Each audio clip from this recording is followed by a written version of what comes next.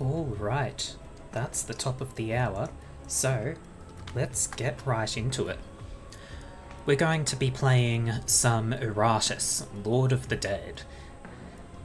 Now, I haven't played this game before, I know a little bit about it though. There is an introductory scene when you first boot up the game, which essentially explains that the main character, Iratus, is a powerful necromancer. He had at one point almost taken over the world, but he was defeated and sealed away for however long, and now that seal has been broken. That's pretty much it, that's the story. You play as Iratus, and you want to take over the world. Now, the gameplay itself is probably the closest I can liken it to would be Darkest Dungeon, but it's not quite there. There are some notable differences. I don't know enough to really explain it though, so let's just find out by going in and getting going. Now, you can see that I definitely haven't played the game before, because I apparently have no difficulty modes unlocked except for the cakewalk for beginners. So I guess we'll go for that. I have to play a tutorial run. Save mode allows you to quick save and quick load. Automatically saves automatically at the start of each floor. Available on cakewalk and more pain difficulty levels. So after you get above the second difficulty level, you're forced into Iron Man mode. Okay. Well, let's just get playing. Why is it flickering? Okay. I'm not sure what happened there. Okay. We don't get to see the tutorial either, or not tutorial, but the introduction text. So, we're going straight into it, I guess. Minion abilities. Each minion has 5 basic abilities and 1 ultimate ability. Okay. So, we'll have their abilities down in the bottom here. To use an ability, you need a special resource, Wrath. Minions and enemies can use certain abilities only from specific positions and with specific targets. So this is very Darkest Dungeon. Standard skeleton stands ready to serve. So we're thrown right into combat, huh? So our troops are the undead. Of course, because we are a necromancer. And we're just getting rid of the humans that have intruded into our tomb, for the moment. So, we have 2 options, because this is the tutorial. We can use the Unassuming Strike, which deals 22 to 24 damage and ignores armor, or Smite, attacks twice, dealing half damage per attack, performs an additional attack for each buff on the target. Okay, so we have no reason to smite right now. Instead, we're just going to use the Unassuming Strike.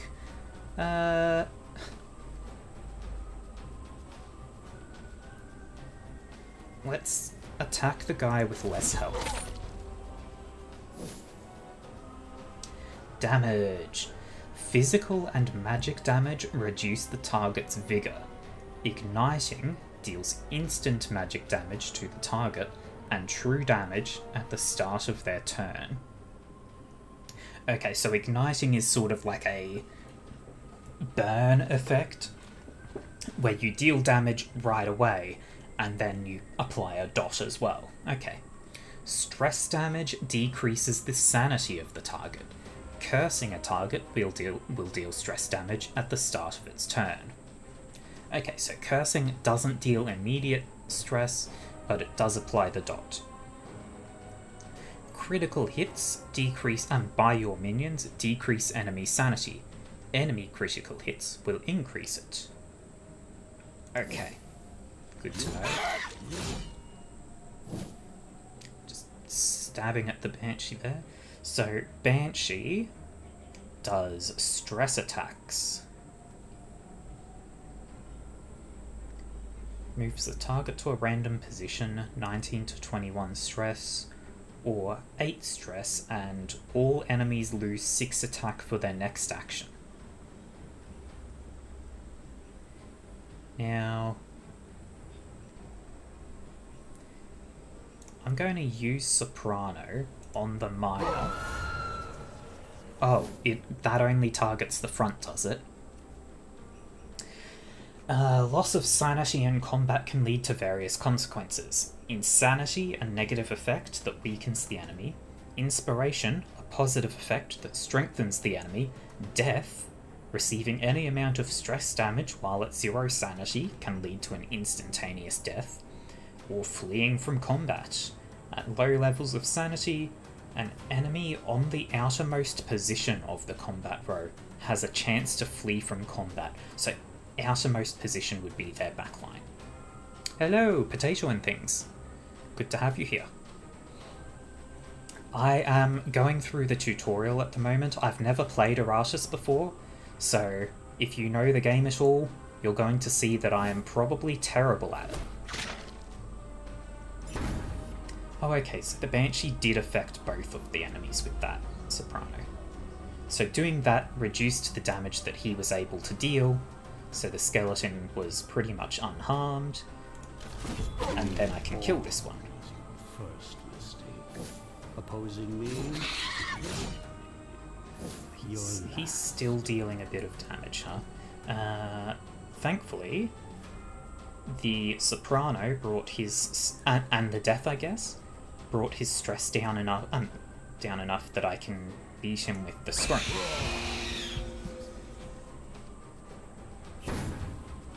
Of course, he has to actually take further stress damage to be killed by that.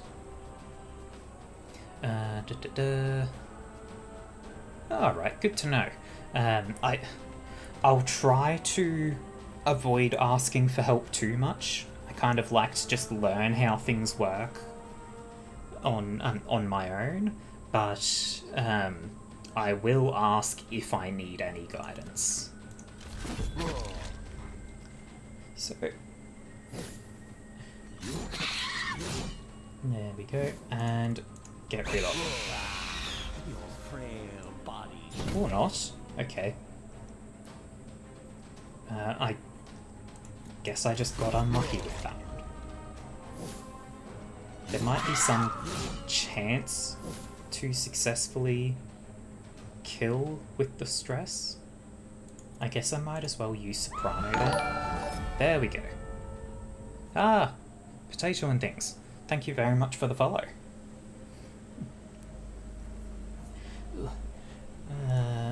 Okay, so it looks like after combat, damage is maintained, and we have gained a bunch of materials from them, which is probably just because this is the tutorial. I kind of doubt we'll get that much every time. So, create any 2 minions. This is glowing, so this is going to be the creation. Ah, no need for thanking me. I do this for fun, really. I enjoy when others are able to enjoy my hobbies. So we create minions. After gathering parts from his defeated foes, Iratus can create new minions for his army. Using parts of uncommon, rare, or legendary quality increases the amount of stat points on the created minion. With time, Iratus will acquire new minion recipes, as well as various combat tactics. Why was there the sound of gears going when that tutorial window was up? Like, hang on. That ding-dong was on my computer. I'm unplugging my controller from here because I'm not using it anyway, and I'm wondering if that's messing with things, maybe? Okay, So we've got a lot of materials. It wants us to make 2 units. We've already got a skeleton, we've already got a banshee. Let's see what the options are. While they often make up the backbone of most undead armies, so boring they're never really acknowledged. Let's have a look. Okay, so the skeleton generally just deals physical damage. They can do a stress attack if I've got enough of the wrath. Zombies. Are zombies ranged? Because that looks like a gun. Zombies were considered little more than fodder troops by other necromancers. A mindless mass of undead muscle can be used for more than simply bashing the heads of mortals. Technological resistance. Turned into mobile artillery, capable of carrying and shooting cannons that would normally need several humans to operate. Okay. So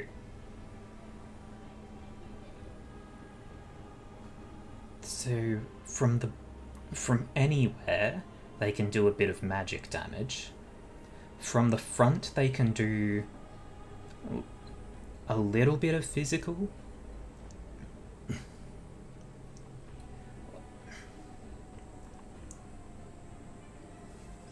One moment, I need water.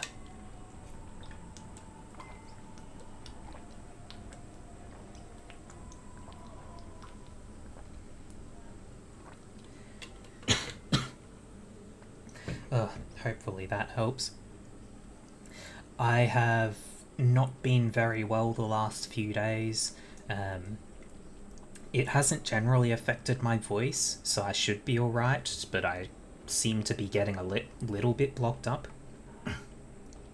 Anyway, so the zombie buckshot does a little bit of damage to the chosen target and the next 2 positions. The bones, strengthen the Okay. flesh, blacken the spirit. This applies ignition, so this is a dot, 4 damage to enemies on the chosen position and the next in line. Sets target on fire for 3 turns, dealing 7 to 8 per turn. That's a pretty good ignition, I assume. Plus 100% damage for its next attack. Can stack. Oh boy. Start of its next turn, the zombie attacks 4 times, each dealing 60% to a random remaining enemy. Does not consume an action. Okay, so you give up your current action so that on the next turn the zombie will do a bunch of hits to random enemies and then can act again. The Bride of Iratus. Backline attack does good physical damage. Anywhere but the very back does ignition damage. Fire for 2 turns, dealing 8 to 10 per turn. And the initial hit does 16 to 20. Whenever an enemy moves, deal 60% physical damage to it. How often do enemies move though? I'm not sure. Think of him. The Bride gains plus 10 attack and dread until the battle ends, so that's a long-term buff. Stress attack from anywhere. It looks like this one moves her back 1, this moves her back 3, and pushes the enemy back 1. And then Rose for a Lady hits all enemies, deals some physical damage and applies a critical hit. The Dark Knight. I guess I should look at health as well, huh? So 100 on the skeleton, 125 on the zombie, 75 on the bride, 75 on the Dark Knight. So the knight is not very tanky, but he's got armors. Armor and resistance. Nobody else. Well, zombie has resistance. Okay, so he's not got as much health, but Perfection takes the time. not as much health, but resistances. Not going to say which minion does what type of damage, but recommend trying not to do all 3 types of damage with your team comps. Sticking with 2 types of damage is perfectly fine. Yeah, it's... I feel like that would be how this sort of thing does work out. Where, like, what is there? There's physical, magic, and stress. I feel like it should be alright to pair both physical and magic, because that's sort of just... they both deal damage to the health bars. It's just that some enemies may resist physical and some may resist magic. And then stress, it affecting an entirely different bar is something to be concerned about. But if it applies debuffs, then it works out well. If it winds up applying buffs, though, then I'm not sure what to think of it. So the Dark Knight, frontline physical attacker, additional damage equal to part of the sum of his armor and resistance. Okay. Stress attack.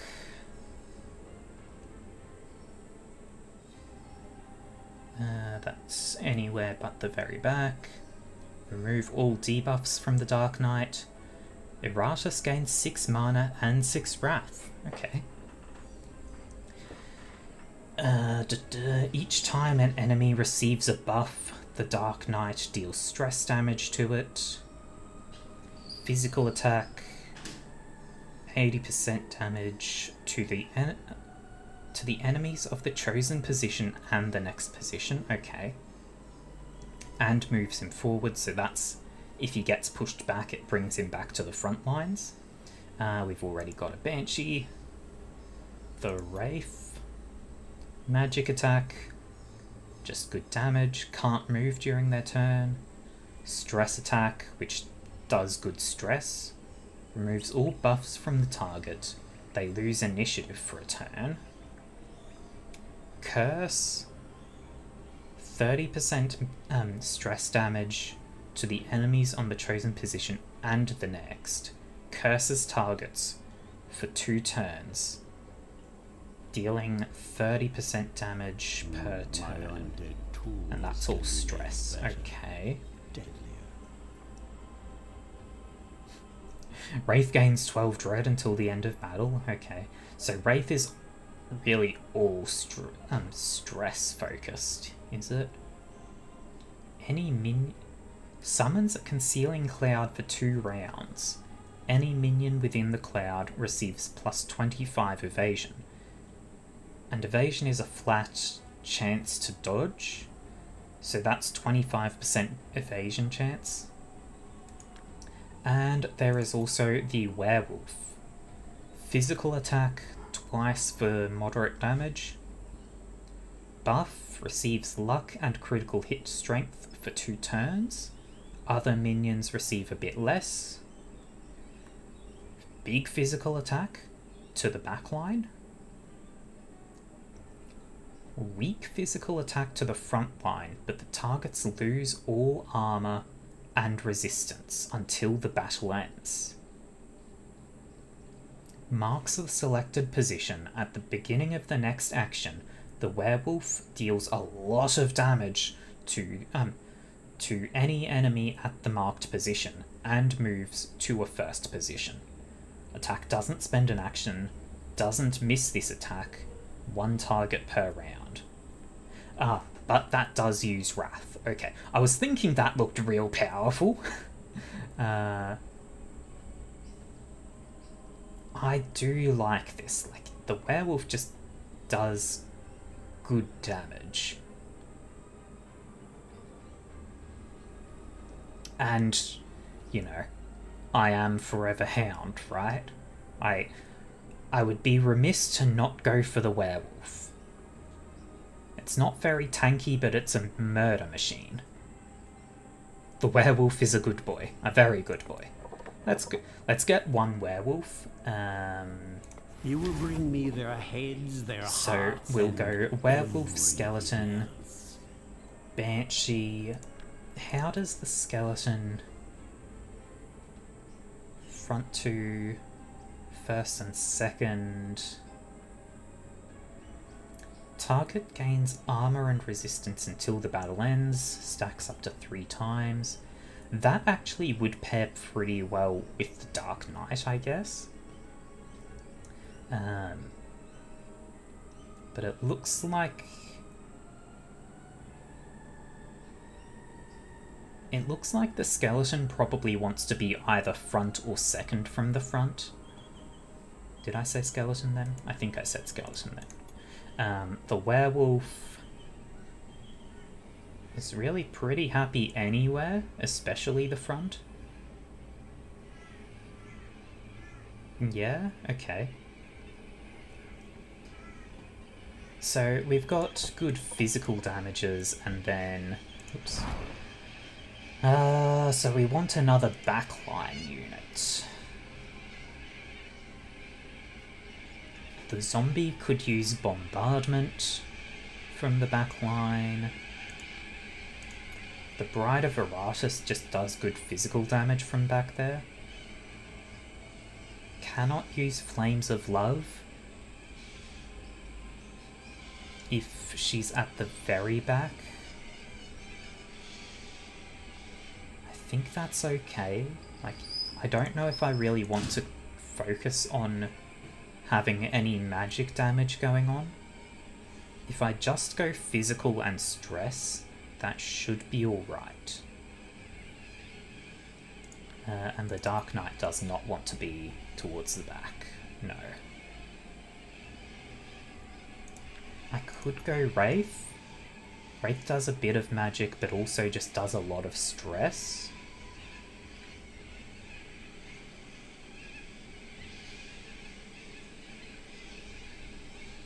I mean, it is the tutorial. I can screw around and have some bad times. An unassuming creation. So, let's make sure positions are actually reasonable. Wraith, I want... potentially not at the very back. Can't use the Curse or the Cold Grasp if it's at the very back. What's the Banshee deal with? It can do anything from the very back, except for its ultimate, which is fine. Yeah, so this is probably a stupid, horrible idea, but we'll go with these 4. Also, what... okay, I can't... there's a number 1 on the talents, but I cannot open it right now, because I'm in the tutorial. So, to the map. The kingdom had need of the vast riches buried underneath the castle. Great veins of iron that promised to fuel conquest after conquest, along with ancient artifacts from a long-forgotten age. The dwarves were eager to offer their services in this project, bringing their untested mining equipment and experimental concoctions for the promise of wealth. They only needed bodies that could obey, and that the humans could provide. With dungeons filled to the brim with both criminals and rebels, there was no shortage of slaves to work these mines. Drugs were used to keep them docile, as they dug ever deeper, year after year, unaware of the mortal danger that awaited them below. Yeah, I figure the same, Potato. Like, This is the tutorial. If I mess up some, then that's fine, really. Also, like, as far as I actually know, this is a bit of a roguelike sort of thing, where you are just going to mess up and die and lose a bunch. Same as with Darkest Dungeon, which is just a vague similarity. Oh my god, this map is huge. I mean, I presume I have to continue going forwards and I can never go back down. But good god, it's huge. It just goes. For the moment, we only have one option though. To battle. Some enemies possess unique features that either strengthen or weaken them. Study the features of your minions and your enemies so that you can fight more effectively. Skeleton is immune to all buffs and debuffs. At the start of each turn, restores 20% vigor. The werewolf heals.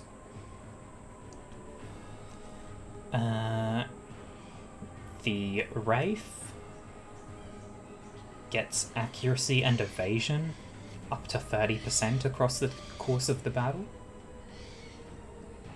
And chance for enemies to escape increases by 2% each turn until it is 10%. Okay. And the enemy, when the Taskmaster dies, all his allies recover 30 sanity. Huh.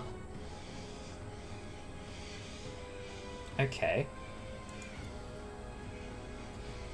So because there are only 3 enemies, the backline attack can only hit the Taskmaster.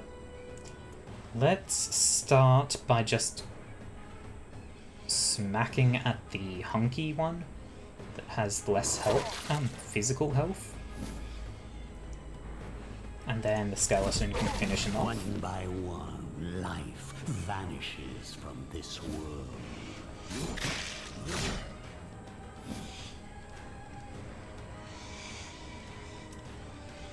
Now, do I want to do big stress attack? He's got 27, this can only deal 19 to 21. I think I use Soprano here to reduce their attack power, and then the Wraith can apply the actual stress damage. Oh, he had Ward. So, armor and resistance reduce the amount of damage that you take. Block is expended to nullify physical attacks. Ward is expended to nullify magic and stress attacks. Okay. Oh, he's going insane already. And then... Now, you don't have any... Yeah, okay. So, how much do you have? 10? If I use the Ghostly Fire on this one, it won't quite be at 0, but it also applies to the Taskmaster, so that's valuable. And now we just start smacking the Taskmaster with their physical attacks, I think.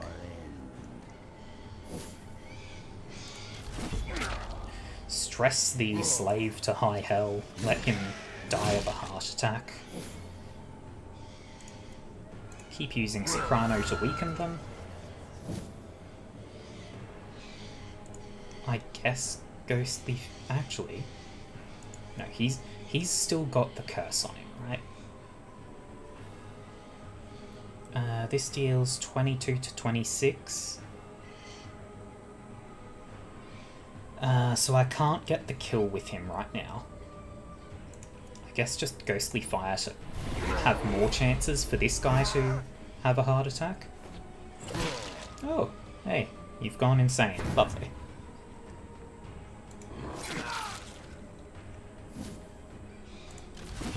Unfortunately, this will recover some stress on the random... No. He died of a heart attack before he got to recover. Okay. After winning a battle, Iratus receives rewards. Diggers' souls used to construct and improve buildings, parts to craft your minions, artifacts to empower your minions or Iratus, brains to increase the levels of minions, and minions that did not participate in a battle restore a small amount of vigor. Okay. Just check chat real quick. You have 5 full floors to go through at the skill level that you're at. You can get through the game on Eternal Harvest 1, first level of the hardest difficulty, in 6 to 8 hours. But if you mess up, you'll have to restart the run. Can take 10 to 12 hours to beat in a normal playthrough. Good God. I only stream for like 3 hours a week. So this may well be the only time I stream this, if that is the time that I need to put into it. Because that's just a lot. Scroll of Skullfall. Unlocks a secret destruction spell. One-time use.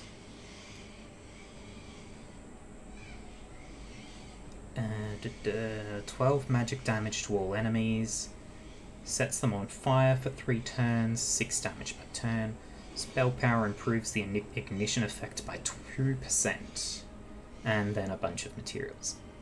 Now the werewolf's healing is very valuable, because that means it doesn't have to rest that often. Equip Iratus with the acquired artifact. Okay, so artifacts are down here.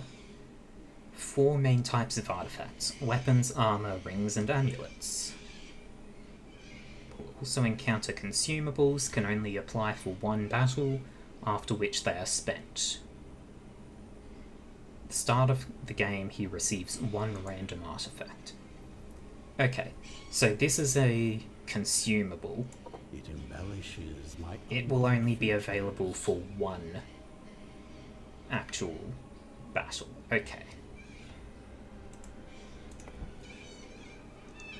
Can I... Nope, I still can't open the talents.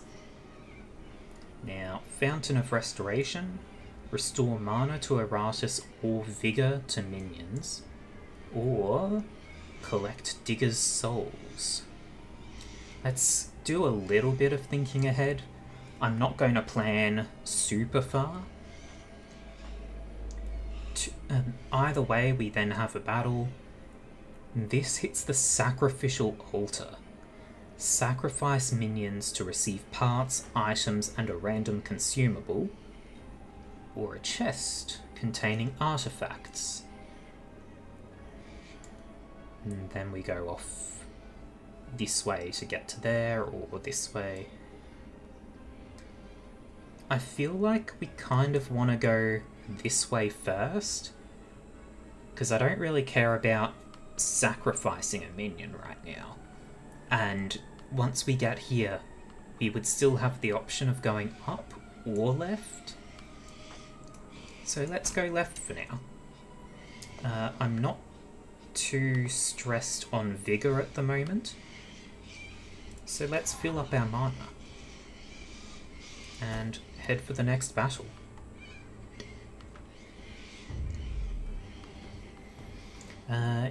You can save at any point and come back to the game. That is very valuable in a game, really, because if one run lasts for hours, and it is a game where you're expected to have multiple runs, where you'll win some, you'll lose some, you really have to be able to just walk away at any point. Let's see. Iratus possesses mana used for talents from the magic iron destruction trees. Restored after every victory in combat through minion abilities or via certain encounters. Wrath, to use ultimate abilities of minions, increases during combat, resets after combat ends. And spell power increases the effectiveness of active Iratus talents. Gains 1 spell power point each level, can further increase it via artifacts, minions, or artifacts, talents, and minion abilities, and so on. Time is an investment. Getting your first win feels so damn good. Yeah, I can sort of imagine, like, absolutely, there definitely are games where it takes a lot of time and then you start feeling so damn good. You start actually doing well and you start thinking, I'm there, I've done it. I'm not useless at this anymore. Okay, so the guard looks like it's just an attacker. You know what? Let's have the werewolf just go straight for a murder on the Taskmaster. Except he has his wards. I didn't consider that. Oh well. Do I... Now, here's a thought. Now, I can't actually reach him, but if I used a thing that attacks multiple times on someone who has multiple blocks, I wonder whether that would actually get rid of both of them. Well, just smack the guard, son.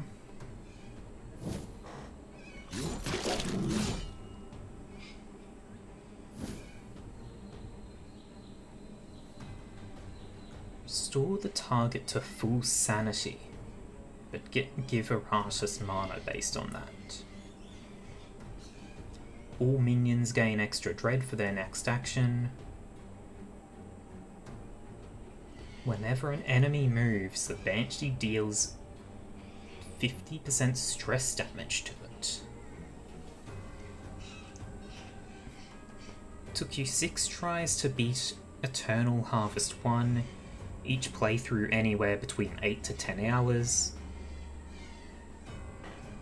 Yeah, that sort of thing really is, like, you spend forever on it. You spend time just working out what does work, what doesn't work, what little differences are there between the difficulty levels. And when you actually get somewhere, it feels amazing. Now, I want to test something. If I use this Skullfall scroll, because I've got a lot of mana, I might as well use some of it. Does this use the Banshee's turn? No. Excellent. Okay. Soprano. Weaken all of them, except for the back guy with his ward, of course.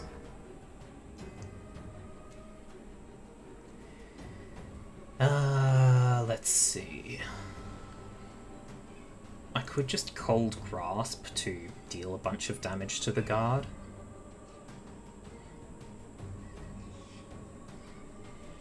The werewolf and skeleton can probably deal with the guard, though. Yeah, screw it. Ghostly Fire, I think. Now, who do I... Well, I guess I want to target you with that so that you'll apply it backwards to him as well.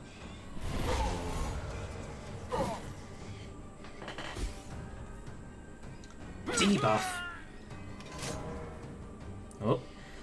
The guard has entered a stance. Type of abilities that some minions and enemies can use in battle.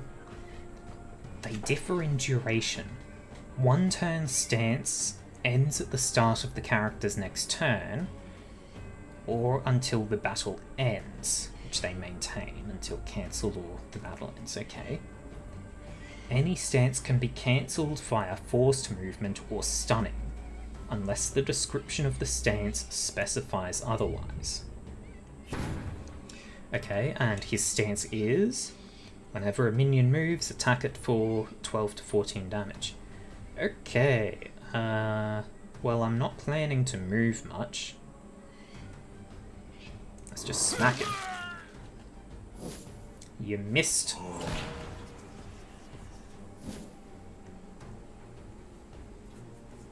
He's getting real far back there.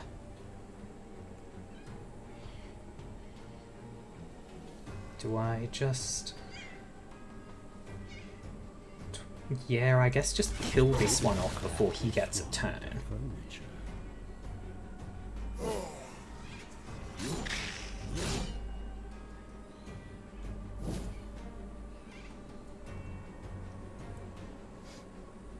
After you fully completed the game, you made a player's guide to for Iratus.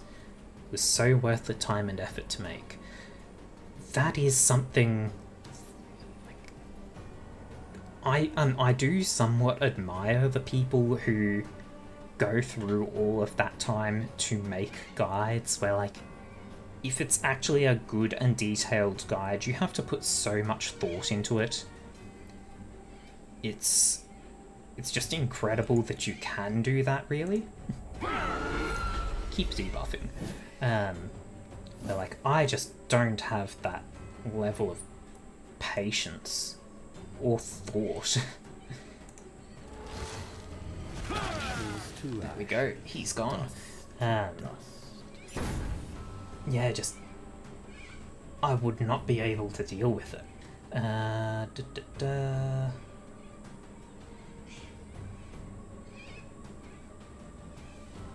kind of want to set an ambush, but if this guy dies before the werewolf's next turn, which is very likely, he will move forward into it. I hope this is how that works. We don't have any stress option on the skeleton, so just get rid of that block. That's actually very good that that happened. Heart attack.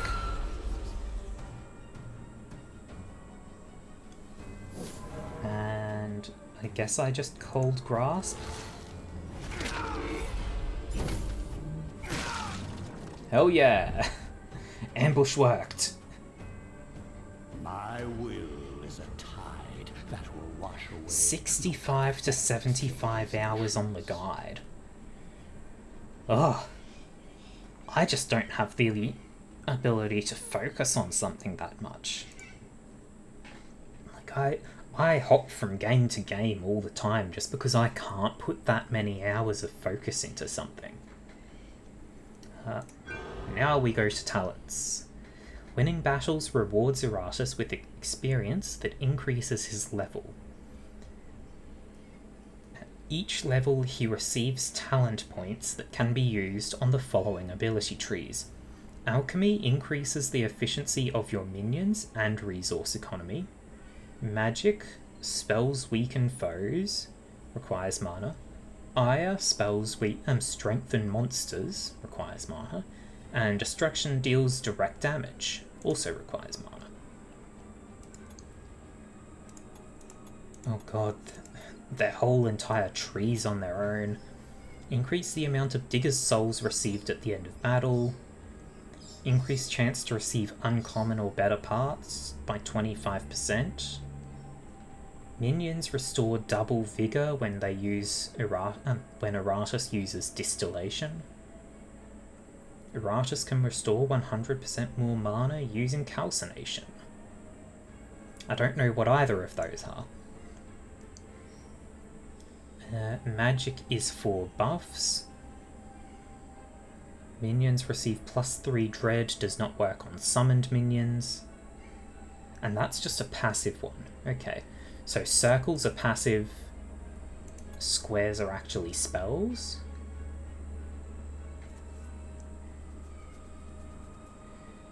Target minion moves 2 positions forward, receives +25 accuracy for 1 action. All minions gain 2 initiative for 2 actions. Iratus restores an additional 5 mana after each fight. So that's useful no matter whether you're using magic, ire, or destruction, I guess. Just getting more mana. All minions receive +3 attack, +12 accuracy. ultimate abilities cost 10 wrath less. Okay. What other passive minions receive evasion? Does this have any passives? It does. Plus 50 wrath after killing a target with a destruction spell. 50 spell power if there are 2 or fewer minions left on the battlefield. Ooh. Deal damage. Deal a tiny amount of damage but then burn. Deal damage twice.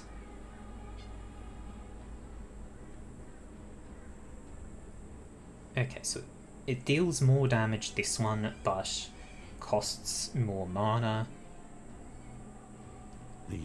Deal physical damage to each enemy in positions 1 and 2. Okay.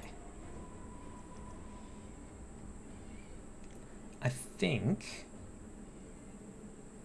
think at this point you would want, if you're doing well, you would probably want Amateur Surgeon, because you get better parts so you can make better units, and that helps you along the line, right?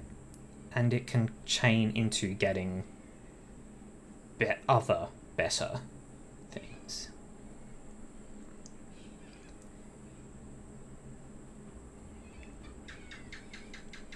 Yeah, like, alchemy just appeals to me most out of everything, because I love passive effects. Yeah, so I think I start with Amateur Surgeon. I still have 2 talent points. So I can get surgical practice to improve it even further. Now,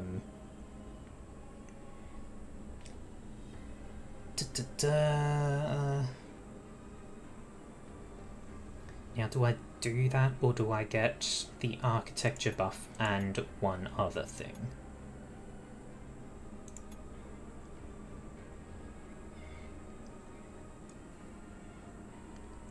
At the start of its turn, a minion gains 2 initiative for 2 turns if Iratus has at least 25 wrath. At the start of its turn, they gain 4 dread if Iratus has at least 50 wrath. Restores 5 vigor if he has at least 75. When Iratus has maximum wrath, he receives 36 spell power. Jesus. Okay, so this chain is just the don't spend your wrath.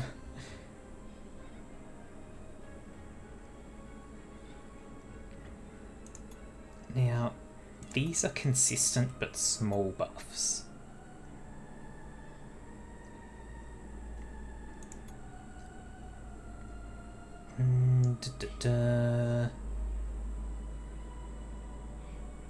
Screw it. Transformation, the will becomes free. Who cares if that was a terrible idea? Onward. The chest has... Oh, we get a choice. Enemies can't escape or become inspired. Doesn't affect unit features. Okay. Each time Iratus uses a spell, a random enemy is dealt 15 stress damage. Iratus receives 30% more Digger's Souls. Now, I'm still at a stage where I can't even use Digger's Souls, I guess, because the tutorial hasn't taught me. Not letting the enemies become inspired sounds useful. Like, sure, they can't run away either, but who cares? Now we can find some minions, and then we go on to this way. Or we come straight to another fork in the road where we can find items or level up minions or Iratus himself. Event, Digger's Souls.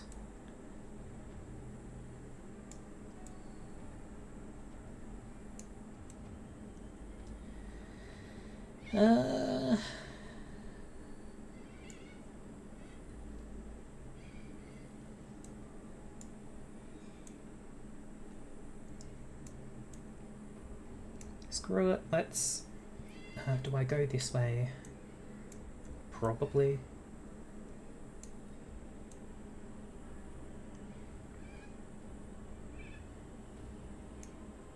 Yeah, let's just go this way and see how it goes.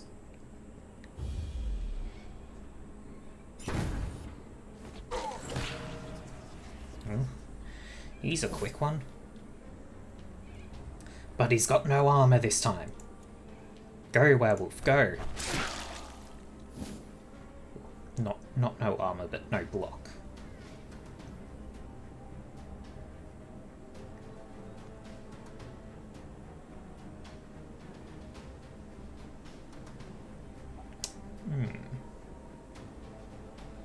Yeah, I think I just smack the guard around. Also playing Palia at the moment. Palia, I've never known how to pronounce that one, but yeah, that's a good reason to get distracted, honestly. I've played that one myself, and it is pretty fun, actually. I don't know if I enjoyed it as much as something like Stardew Valley, but that's fine, honestly, because it doesn't have to match up. Let's see. Let's just smack the guard.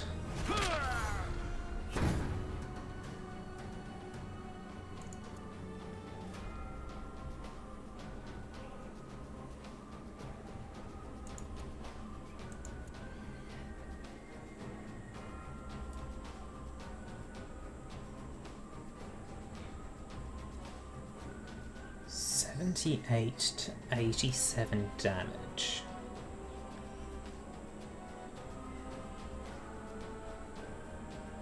If I target... No, he's got block.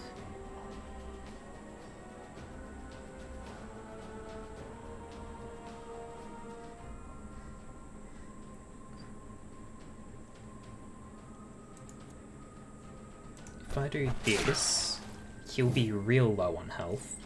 So next turn I can just... What was that? You threw a bear trap at a ghost? The lad doesn't even have legs. Anyway, let's just kill the the slave master.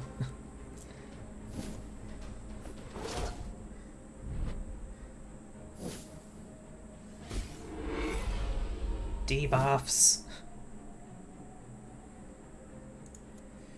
Continue with the soprano debuff. They are not allowed to deal damage. This is the no movement one. Okay.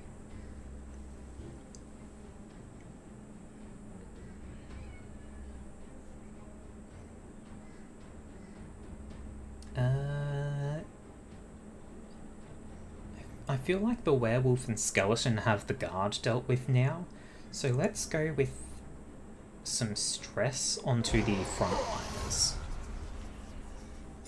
Oh, that was a one-person one. Okay, never mind. I'm an idiot. Chose the wrong ability, whatever.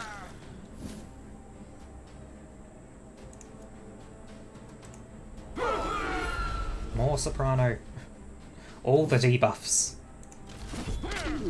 This one voided its I don't think the soprano stacks though, does it? No.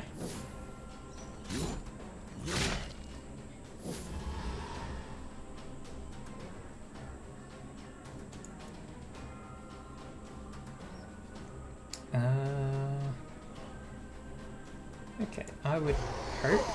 Nope, we did not roll massive numbers.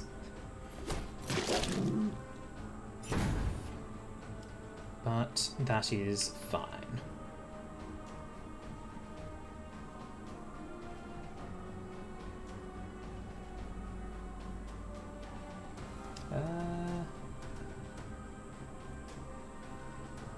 Yeah, just start smacking the miner, I guess. Okay, and block does count multi-hit attacks as individual attacks. Very good.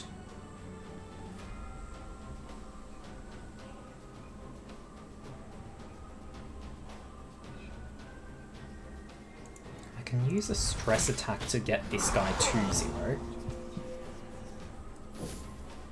And that then means that when the Banshee uses her Soprano to debuff, Your cries are music. he did not die. That is unfortunate, but that's okay.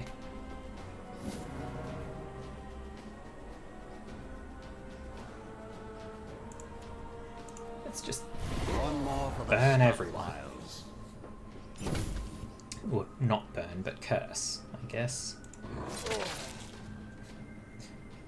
Now, will you survive the heart attacks long enough for the werewolf to kill you? Potentially.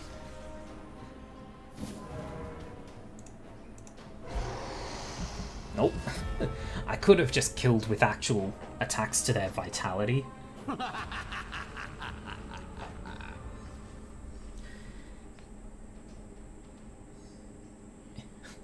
Yeah.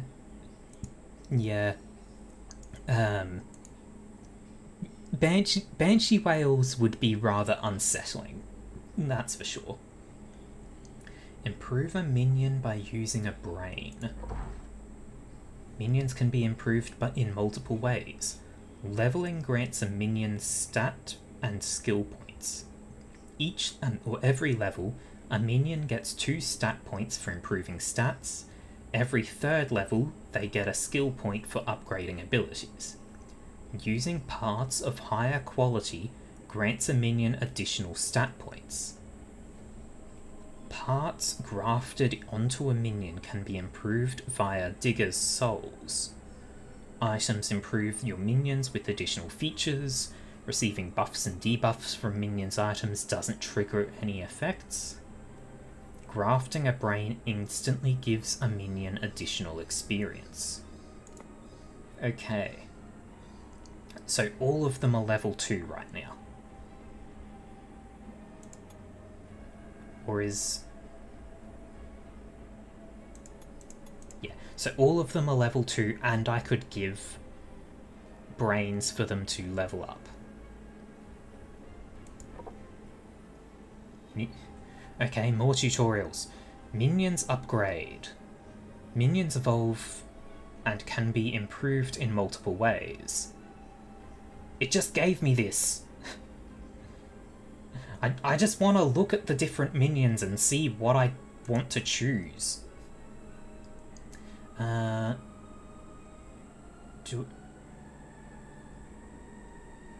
Okay, so the different choices actually cost different amounts. So I have 2 stat points, but upgrading the werewolf's attack would cost 3. Do I give it a little bit of armor? More accuracy? Luck? You have to pick the Banshee for the upgrade. Ah, because it's the glowing one. Okay, fine. I don't care about giving her any damage. She doesn't do damage.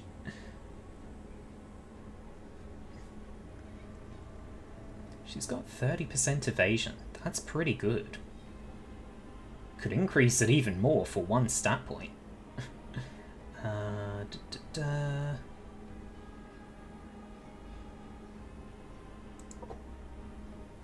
If I do that and...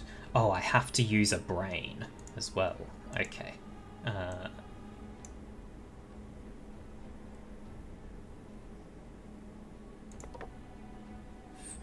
Sad times. Okay, then.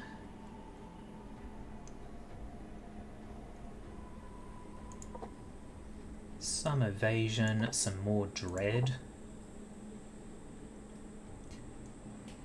Do I give her a little bit of armor and resistance? Or do I give her some health, maybe? Or just more evasion? Like 42% evasion chance is pretty good.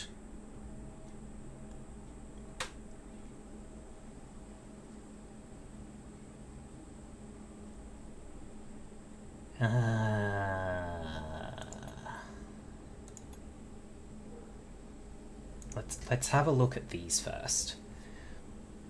So I've got 2 skill points.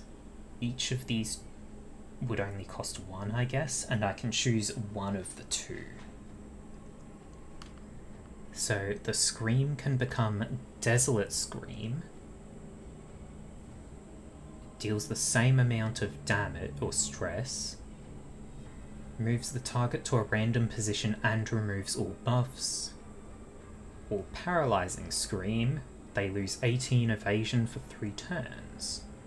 She also gains 3 accuracy with that, or 1 dread with that. Whenever an enemy moves... Okay, so... Banshee gains 1 block and ward while in this stance. This doesn't mention a duration on it, so that would just be set up and ignored.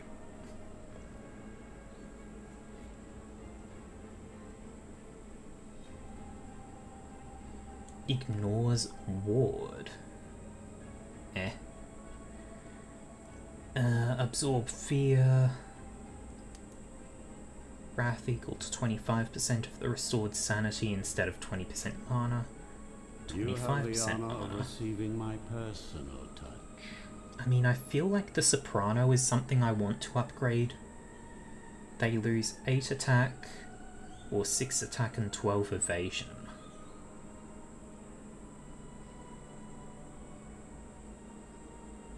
I mean...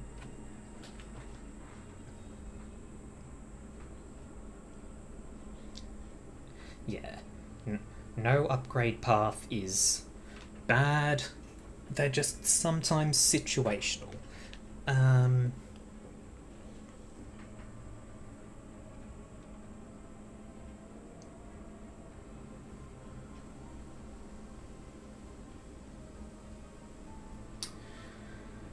Oh dear. This is actually decisions to make, huh? I tend to use Soprano the most with her. Crescendo increases the debuff amount, so I think I want to go for that. Gives her a bit of luck, that's acceptable. I've not been using Whale because I'm not really doing... Like, I'm split between physical and stress, so Whale isn't mattering that much. Same with Absorb Fear, I'm not really using Mana or Wrath.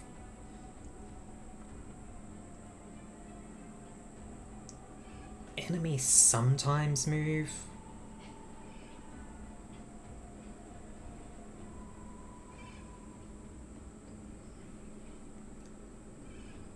I guess I go for Paralyzing Scream, because if I hit an enemy that does have high evasion, I want to be able to reduce that.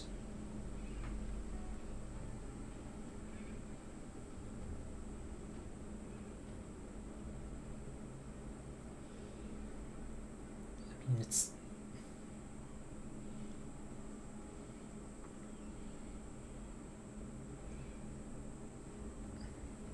Yes, Paralyzing Scream.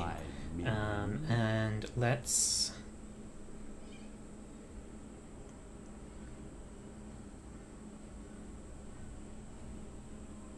Do I give her a bit more evasion or a bit...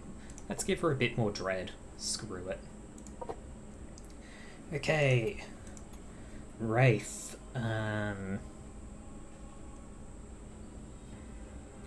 You should probably get a bit of initiative, but honestly I don't know if that matters.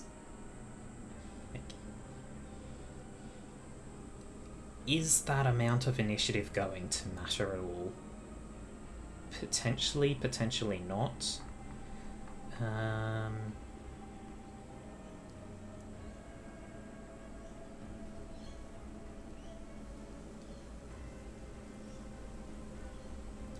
could go with just getting his accuracy up.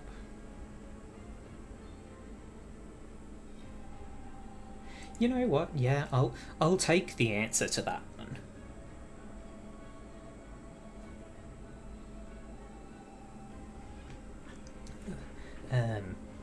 Yeah, because like that one is something that you would certainly learn over time with experience, where you would see how much of an impact a small amount of initiative will make. I don't have that experience. I'm not going to be getting that experience anytime soon, so getting a bit of guidance is reasonable here. It does matter, try to get him to at least 6. Okay. 6 initiative it is. Okay. Werewolf. Werewolf doesn't even have health as an option here, which is shocking. I might get a little bit of like armor and a little bit of resistance down the line, or I save the points to just murder even more.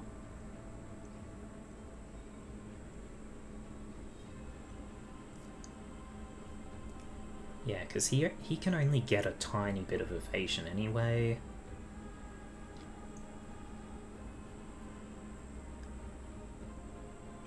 Likelihood of landing a critical hit. No. For now, I think I give him some armor.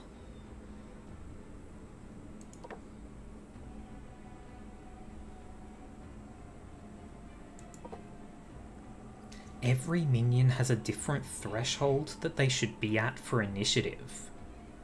Oh god.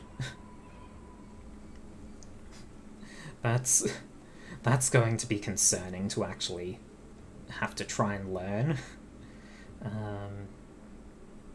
Skelly boy, you're going to need to rest soon anyway, huh? Jeez, you really are bland.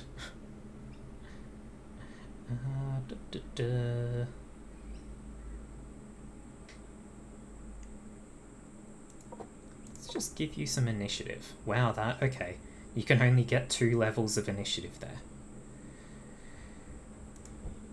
Well, what? Okay, it's not showing anymore. Talents. I have a talent point, apparently. Do I want more Digger's Souls that I can... so that I can...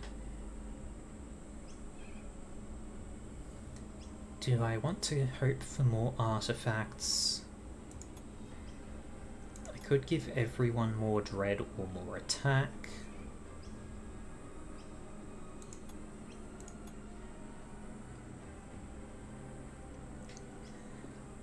Could get something to do with my mana at least.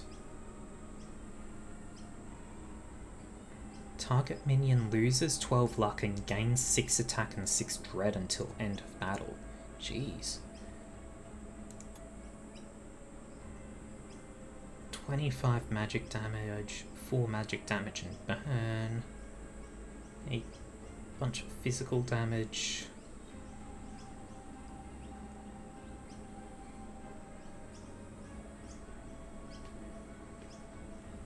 I could take Hail of Teeth, and that can just be used every now and then to just nuke block on a unit.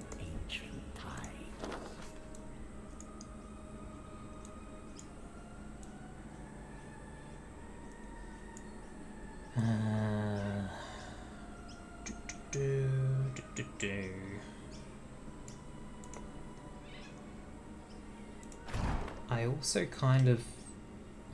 like, my skeleton is probably going to die soon if I just leave him in. 37 health. At this stage, do I replace him?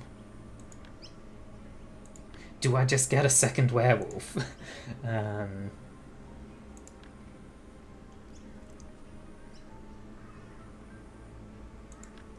I mean, I could go another skeleton to replace it. I could get a zombie, because they seem to be decent in the front line.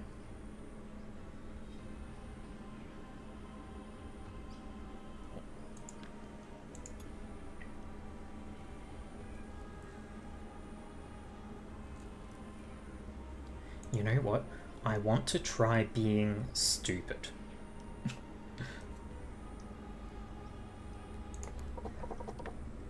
You will bring me their heads, their hearts, and everything else. Double werewolf, here we go. Which way was I even going to go? I guess I go this way.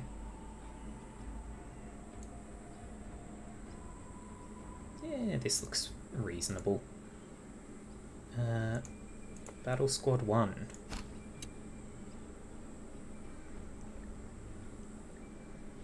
EXP for minions. Or for Iratus.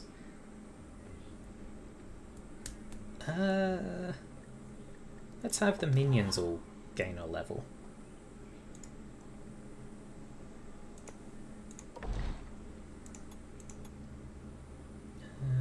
Banshee can sort of just sit on her points for now. Let's see. I mostly use Ghostly Fire with you. What would the upgrades do? So right now it's 30%, 2 turns 30%. 30, 2 turns 30%.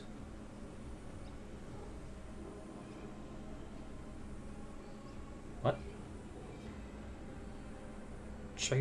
Chosen enemy and next in position. Next 2 positions. Oh, okay.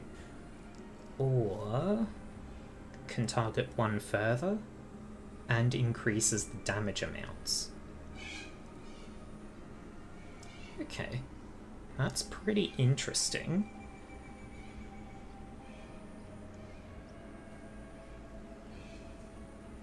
One extra round of Concealing Cloud, or an extra 10% evasion from it. The Wraith gains 1 block and 1 ward until the end of battle, but these move it forward 1.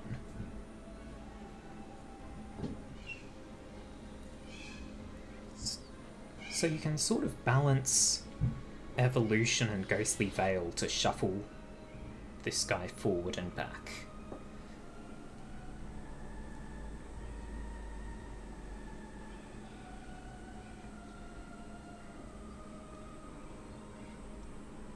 More magic damage. Or they lose resistance. I'm not doing a lot of magic damage, so resistance doesn't matter right now.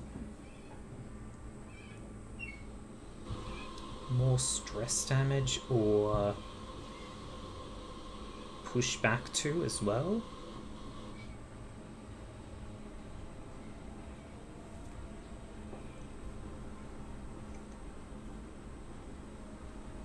Yeah.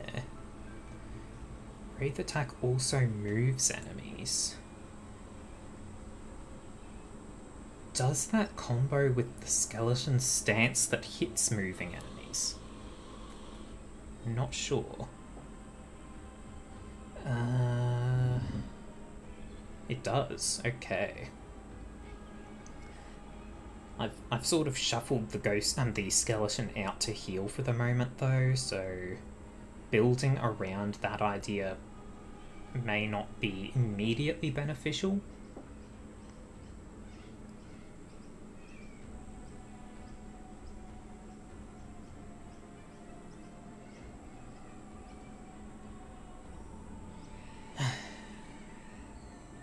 I might just go for more from Cursed Flames. Or lethality today. Or do I go for hitting more enemies?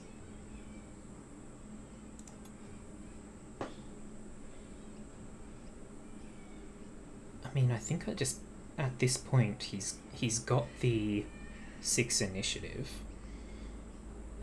So at this point I might just give him more dread. And then it's not, well, it's still a pretty big impact. 9 to 10 versus 14 to 15. Ah, more damage. Screw it. Prove yourself worthy of my And werewolf time.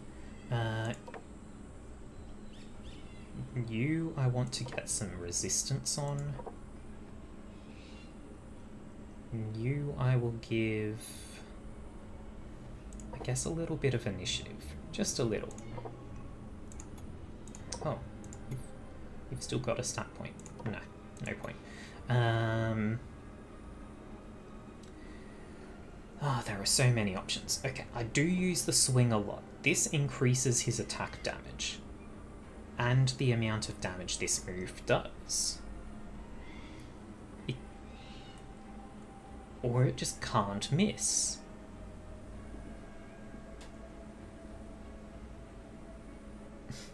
Wraith can get 100% evasion with the right team comp. Good God. I mean, that doesn't guarantee that it will never be hit. If an enemy has accuracy over 100%, but it would still make it damn near never.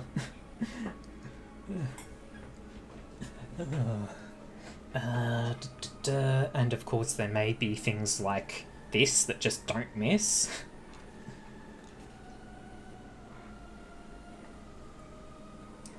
This upgrade makes the werewolf's buff affect everyone as much as itself, or it can increase how much it affects the werewolf. Do even more damage to the backline. Do massively more damage, but only to the very back. That loses its effectiveness as soon as there are only 3 enemies. So it would be really good if you're fighting like a boss that summons a bunch of things in front of it, or a boss that takes up multiple spaces or something like that. That would be amazing. Against just a bunch of weaklings, you use it once and then it's gone.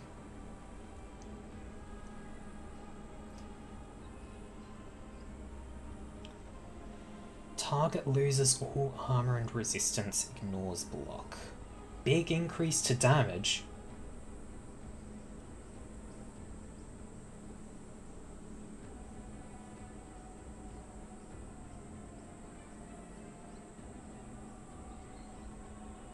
What?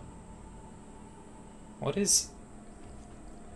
I see the difference in words here, but I don't understand the significance.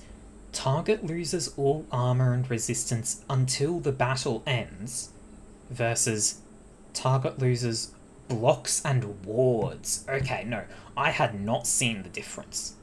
I thought it was still armor and resistance.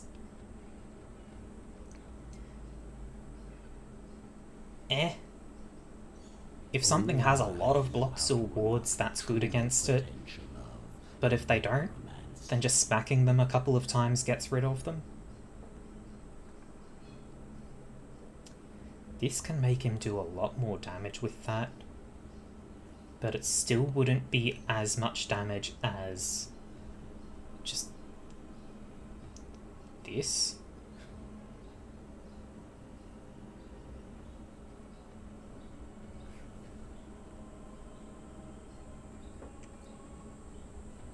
Yeah. Yeah, I feel like there are cases where if they have a lot of blocks or wards, you would want to use something that can just get rid of those, so that you can start getting hits in. But if something has no blocks and no wards, but a lot of armor or resistance, then that upgrade becomes actually a negative. Of course, at that point you would just use a different werewolf. I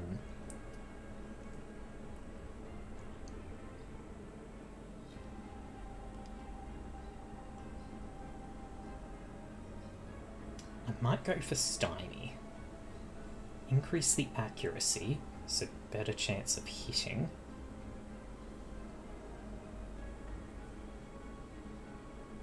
Increases damage, so he can just smack the backline even better.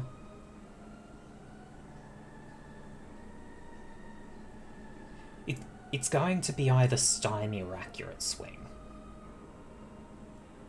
Because I like the idea of an attack that never misses. I'm going for Stymie. There we go. to combat. Let's see how well this actually does. Now, I'm basically at full mana, so I might as well use some of it. And I'll start that with, like, I want to get rid of the blocks, I think, so smack this guy a couple of times. There's no sun up in the sky, bony weather incoming.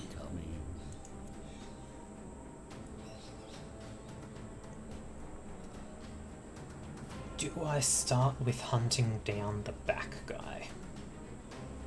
Or do I just brutalize?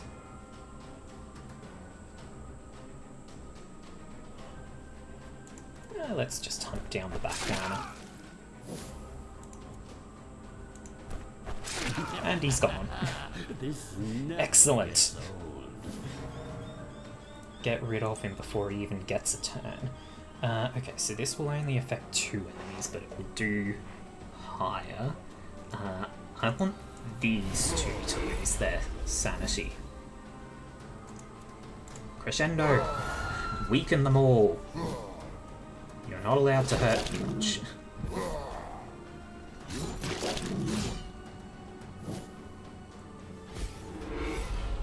And they're smacking the werewolves around, which means the werewolves will just heal. Excellent. Yeah, if I'm going to do stress to those two, just smack this guy a bunch. Now, 1 turn of curse for 14 to 15. Okay, so it looks like... Ow. Oh no, both the... Okay, both stacks of Cursed Flames did apply. That is excellent.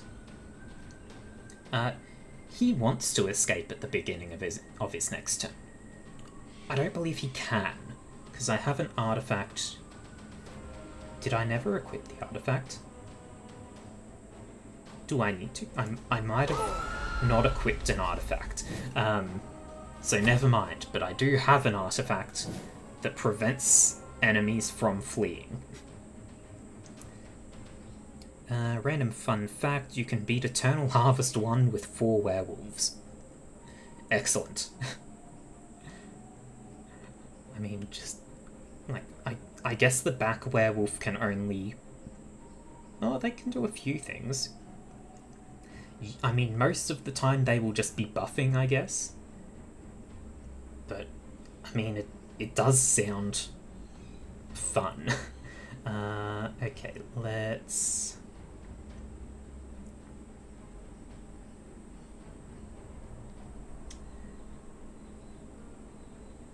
I mean, I could do this so that... No, the other werewolf should do this one, because it's higher level. Just smack this guy. Extinction of life.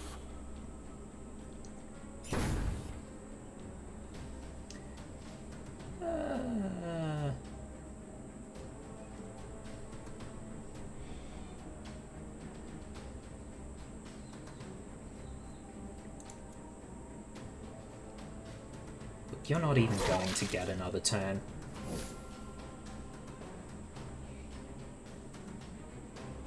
Why did... Hang on. I've just had 3 werewolf turns in a row.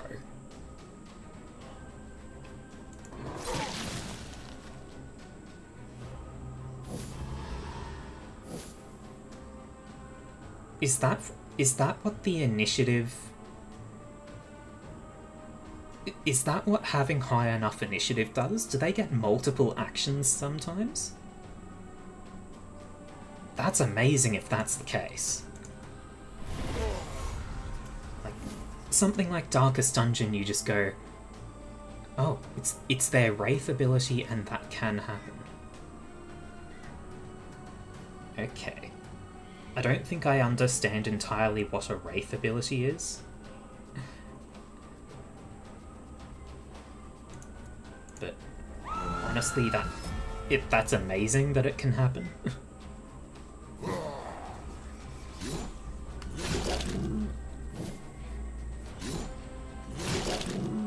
That guy just got 2 turns. How rude. Cease. You know, if this keeps up, I'll be done purging the world ahead of schedule.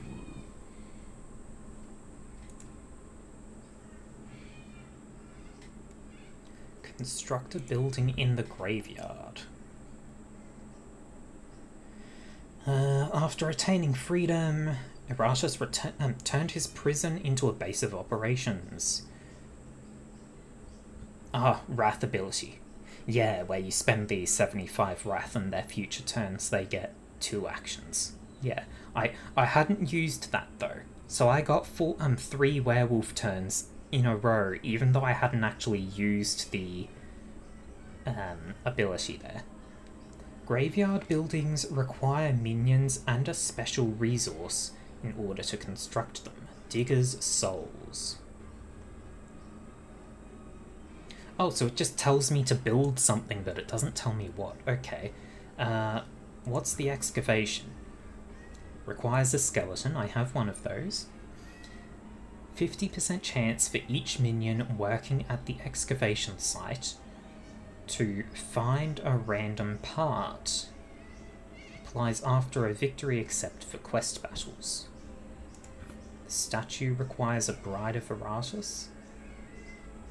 Each minion working there restores 10 mana.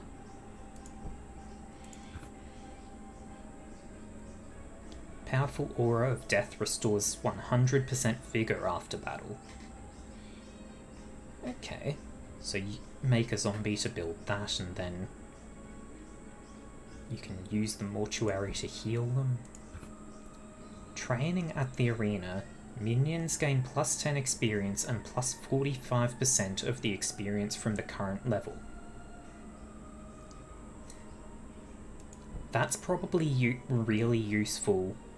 Actually, I was going to say it's probably really useful later on when you're making new units and need to build them up to the level that you're at. But the earlier you get it, the earlier you start powering up minions with it.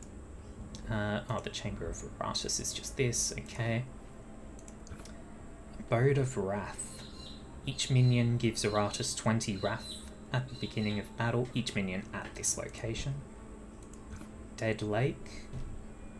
Each minion has an 11% chance to find a random artifact in the Lake of the Dead. Attracts Wandering Souls. Every minion next to it generates 4 to 6 Digger's Souls. Gives Iratus 40 experience and 8% of the experience from the current level, which is kind of the opposite of the arena. Arena gives 45%, so it will always only take like maximum 3 to battles to level up, which I guess makes sense because you need minions to level up faster than Iratus.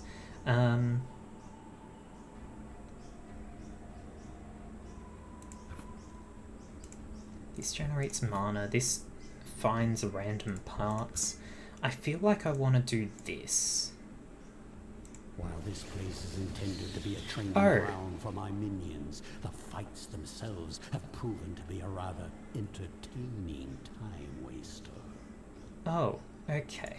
I thought that was going to be a thing of, well, this unit isn't available for a battle or two. Not that it would completely consume the unit. That's unfortunate. Let's give all minions plus 3 attack. Alchemy.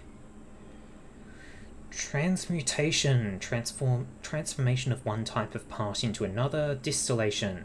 Spend parts, brains, or items to give gain vigor. Extraction. Crafting items from available parts. And calcination. Spend things to gain mana.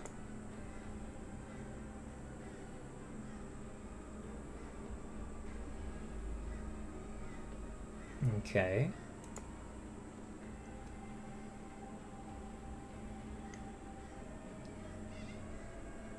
So...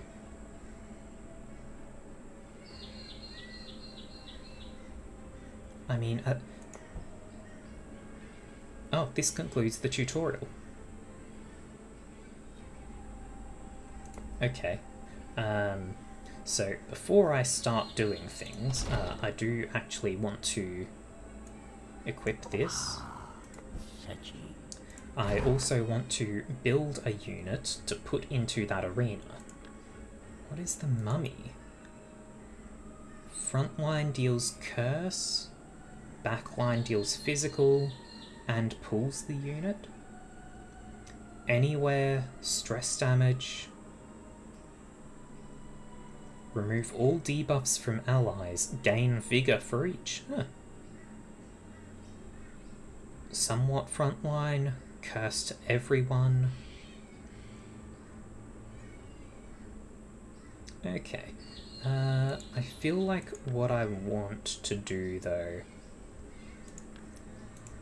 This is sort of... Yeah, the mummy is sort of a middle ground unit.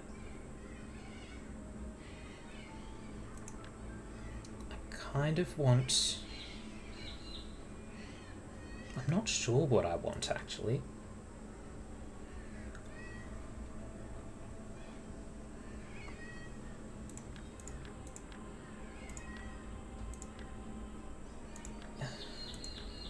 This is a difficult choice.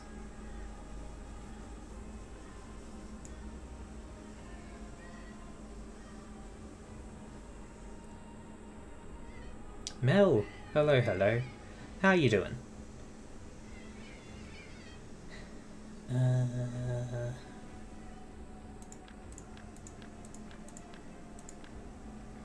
I'm not sure what unit I would want. I guess I could go for a zombie because...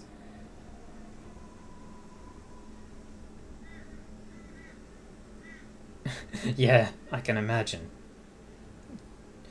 The more I do, the more units I unlock, the more I have to choose from. For the moment, I think I go for a zombie because it can be either front or back line. I'll go for that, yeah. Time to bring out the big guns. You go in here and start training. Just waking up and hating it. Yeah, that's pretty much how it always goes, eh?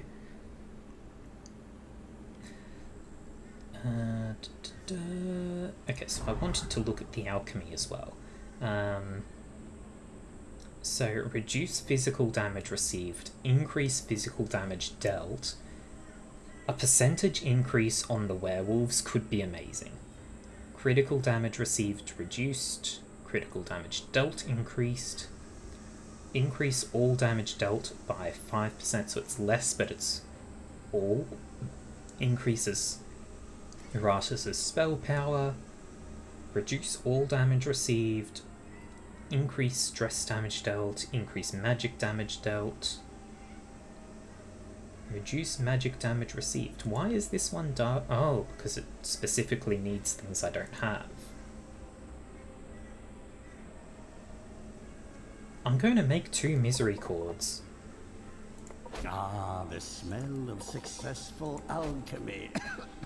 And I'm going to give those to my werewolves.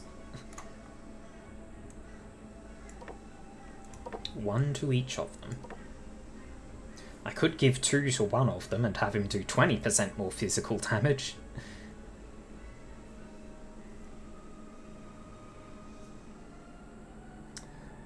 On your phone so you can't directly respond.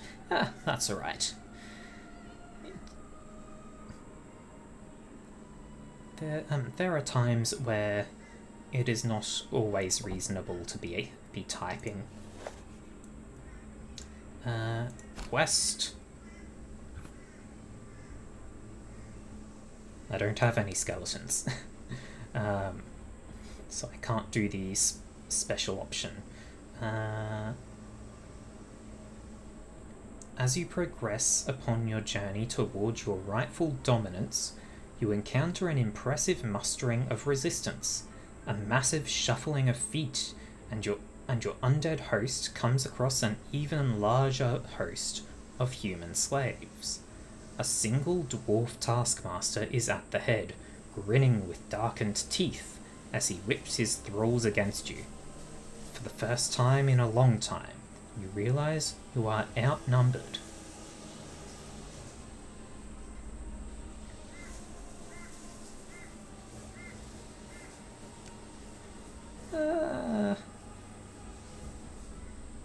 Sure, let's see what this event battle is like. So, elite dwarven warrior, and just a bunch of slaves.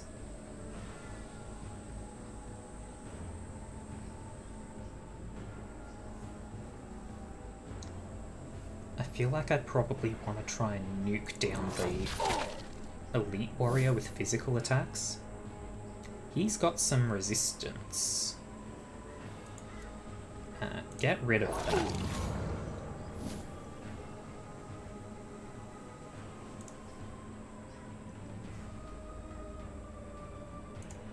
These two I will start working on stress. And, as always, crescendo to just keep debuffing everyone.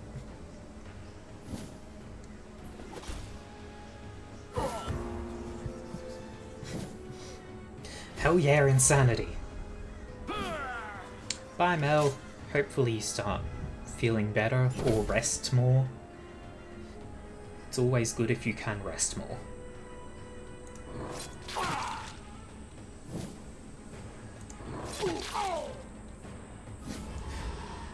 Werewolf nukes for the win. Yep, just keep stressing in the middle.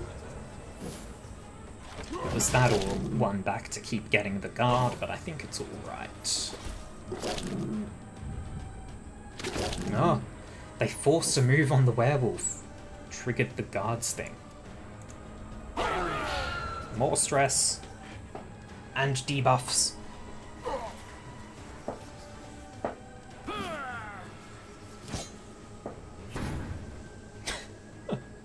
So the guard can attack multiple units, but because he was debuffed he dealt 0 damage. Lovely.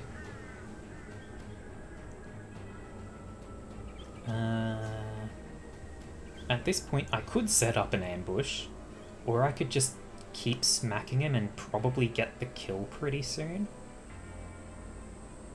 I don't think I would get the kill quite yet. Okay, set up the ambush.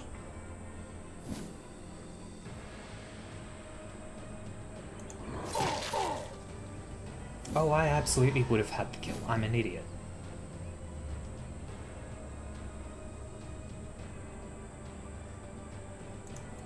Ah well. Keep stressing the hell out of them.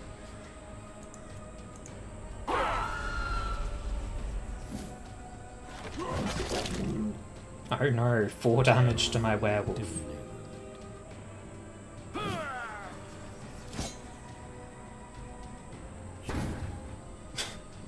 Just like training dummies, says the guard, who dealt 0 damage. Is that what the training dummies are like for him? They just don't take any hits?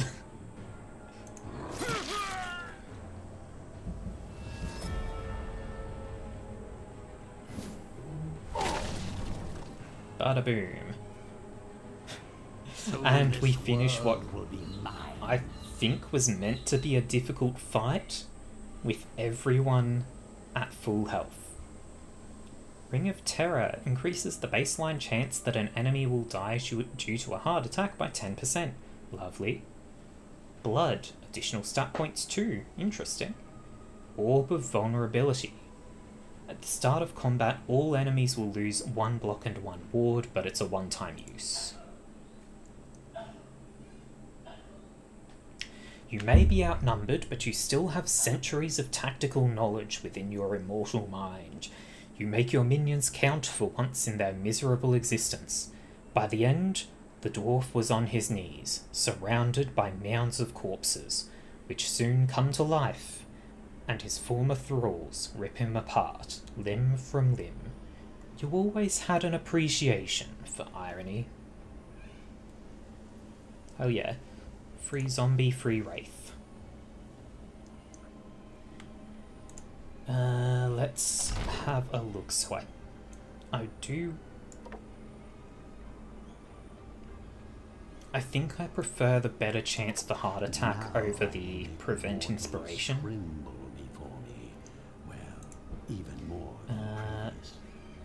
I don't need to create any units right now. Now, do I make a Bride of Iratus just to upgrade the arena so I can have 2 units training there? It's an option, that's for sure.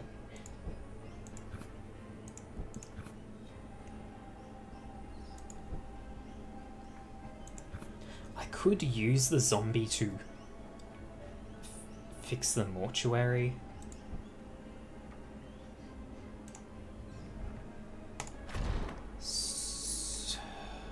How many of these things do I have? This would be my last flesh.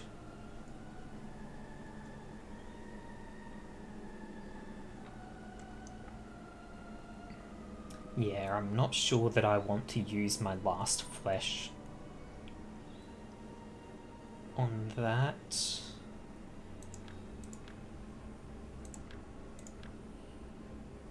It would also be leaving me with 2 zombies to be putting in there. Who among all these even uses blood? The zombie? The bride? So I've got rare blood that only applies to 2 units that I'm not using right now. Which I guess is alright, because can you even upgrade the parts in a unit? Maybe. You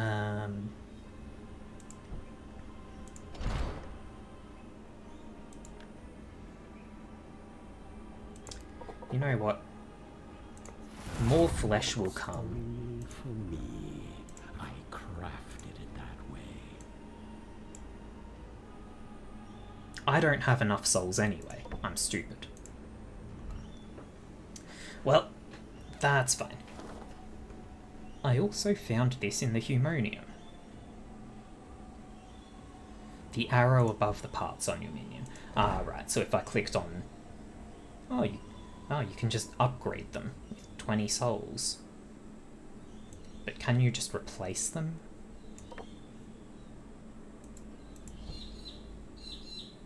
Ah, you can, okay. That is very valuable knowledge.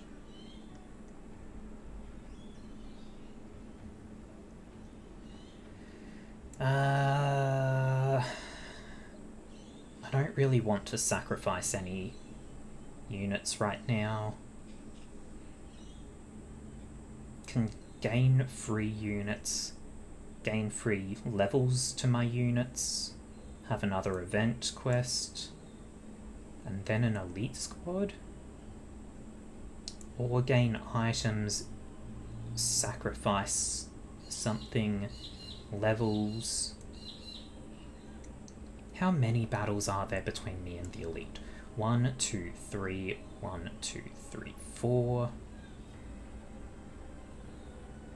But this one has the quest. Let's go left.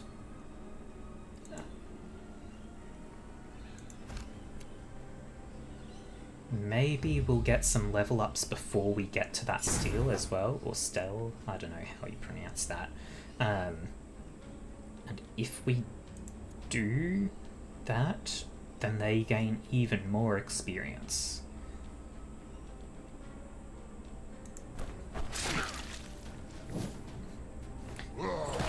Yeah, I've noticed the rename button. I feel like that would be something nice for like bigger streamers who have a huge audience that they can name units with, or someone that just likes to get attached to their units. In my case, I don't know if actually naming my units would mean so much to me.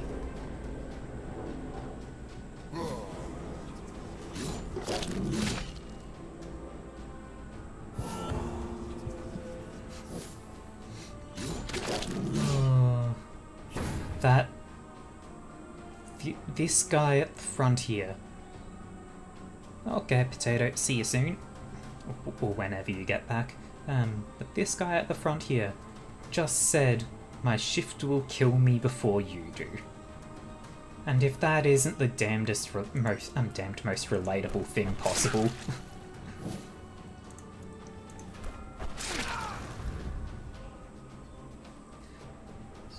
Hell yeah, werewolves. Now burn! Not even burn. Ghostly burn.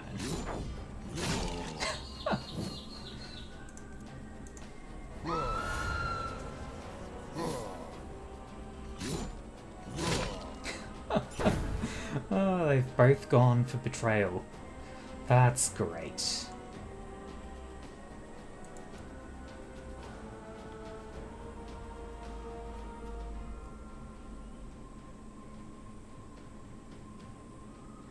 Werewolf receives... Oh, okay. So you choose one ally to buff. If they're a werewolf, they get a good, better stuff than non-werewolf gets. Right, okay. I'm just... Do I set up ambushes? Nah, let's just start smacking. There will still be enough left to reanimate. One more down.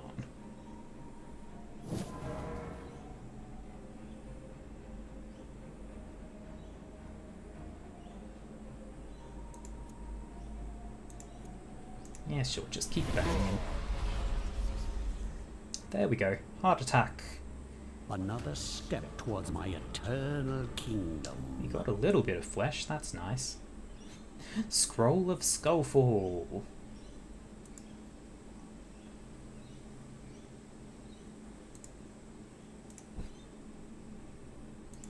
Huzzah for zombie and graveyard leveling up. I'm just going to keep going, I think. We do have... These two have leveled up. The Wraith and the front werewolf. I don't know if I give Wraith any stats right now.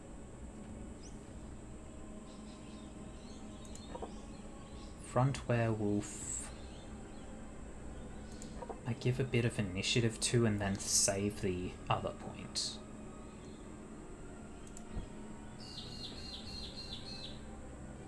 And we've got a talent. Could give everyone dread.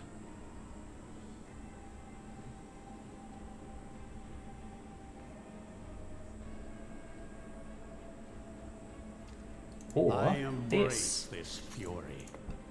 I rarely use my wrath, so after a couple of turns, that means my units will all be faster. Choose a minion to raise. Another werewolf, a zombie, Death Knight. Let's grab another zombie. It's automatically level 4. Oh boy. Throw this level 1 zombie into the mortuary. Dentition is not an easy process, as it involves completely reversing the natural process of decay. Cold and utter silence are key in accomplishing this. Okay.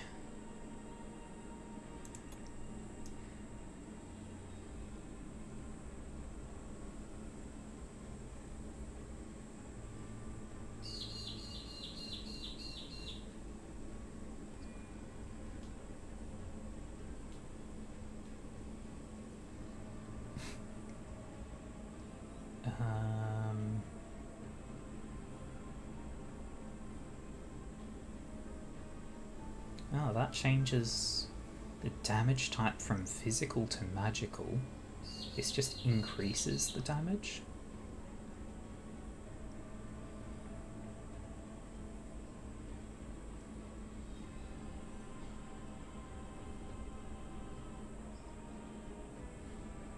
This increases the amount of burn damage. This makes it a stress one.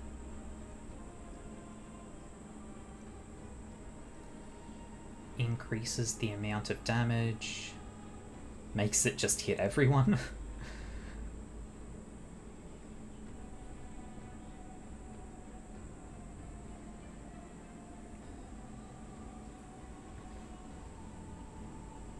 I'm not sure what I want to do with that zombie yet. Time for more battle.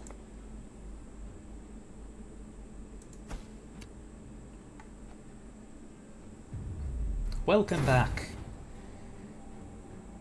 Oh, we're up against golems this time. 50% chance to redirect to self. Immune to stress attacks and ignition. Oh. Oh, okay. This is unfortunate.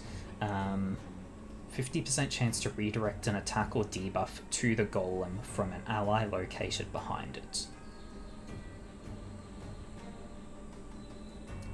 Okay. Well.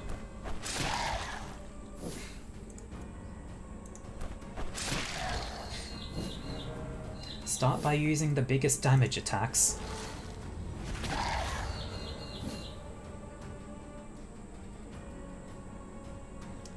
Banshee can only do stress damage.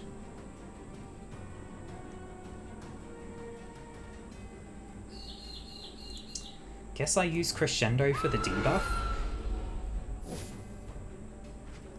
They're still going to hit pretty hard if they hit. Ouch. Thankfully they do have fairly low accuracy. Keep using the stronger attack from the werewolves.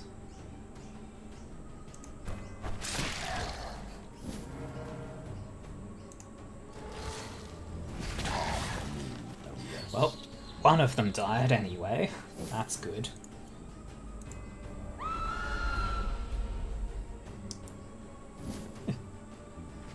Yeah, at least they're not elite golems.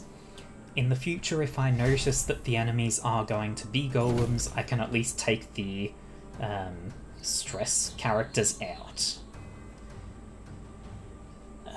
This still... Oh, there's no targets for that. Okay, fine. And they have real good physical resistance. Ugh. I mean, I can just tear up.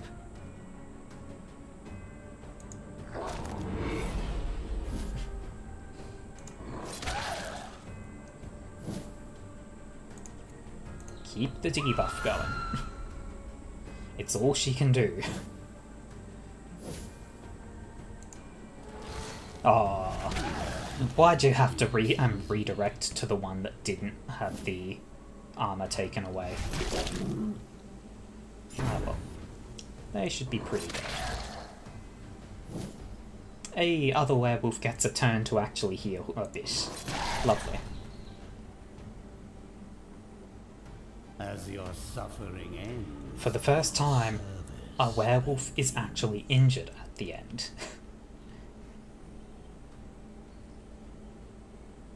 Set enemies on fire for 2 turns when minion uses ability, dealing 6 damage with AoE abilities, or dealing 15 damage with single target abilities. Okay.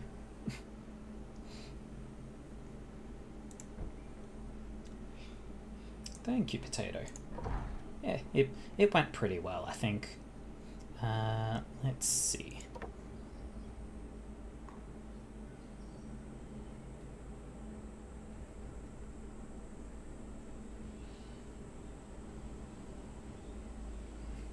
Now, when that says 6 damage, does that mean if I put it on him... No, but that's going to be actually burning the ignition. So I feel like I want that on someone who actually does damage. I also got green flesh.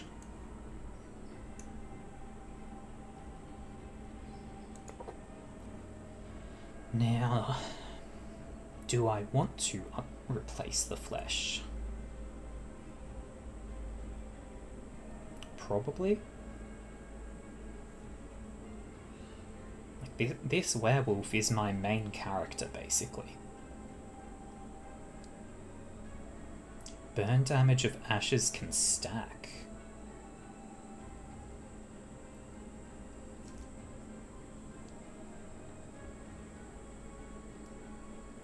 Can it stack from a single attack? Like, if that goes onto an AoE unit, is that 6 damage total with an AoE triggers it? Or is it 6 damage to each enemy triggers it? Because that would make a big difference to choosing how this gets used. To each enemy. Oh god, okay. I can't unequip this, can I?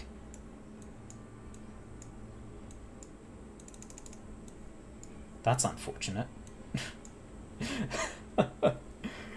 Well, I know for the future now. You can have more flesh, get more stats. And do I make you even faster? I think I make you even faster.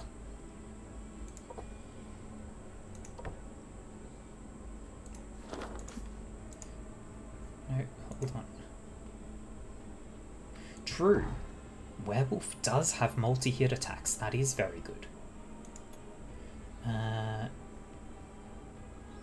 You, I want to give...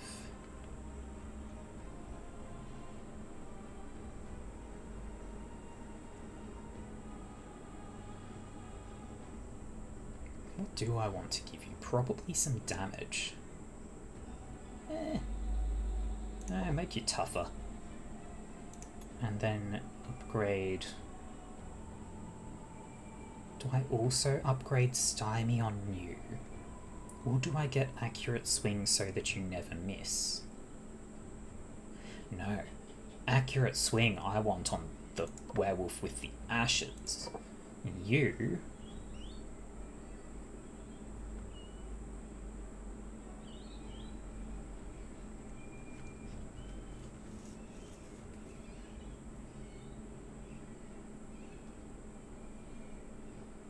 Okay, see you soon, Potato. You, I think I give Furious Swing. Results. That'll be fun. Now, everyone gets a level. Everyone in party 1 at least. I probably should have used the brains before that. Oh well.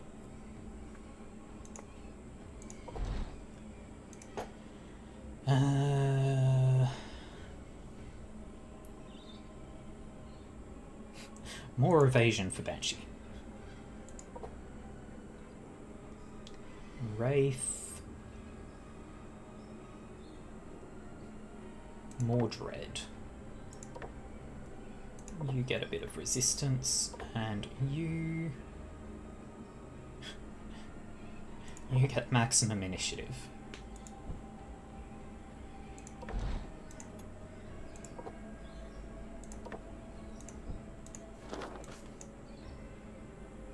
Battle time.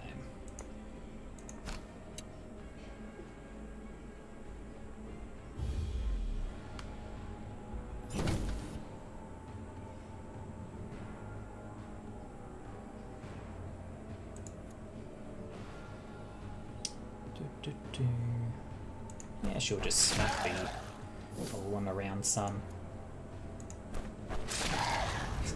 Instantly it's gone. Lovely. Werewolves OP. And burn the guards.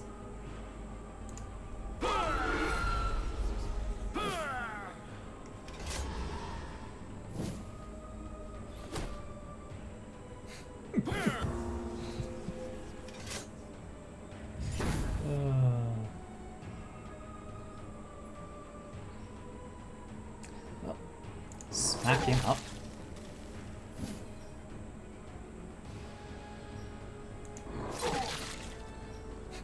He's dead.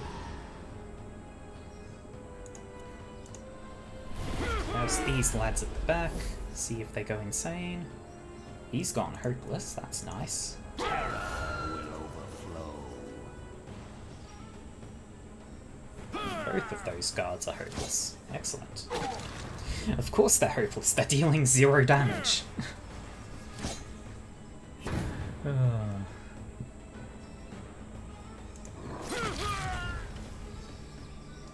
Suffer.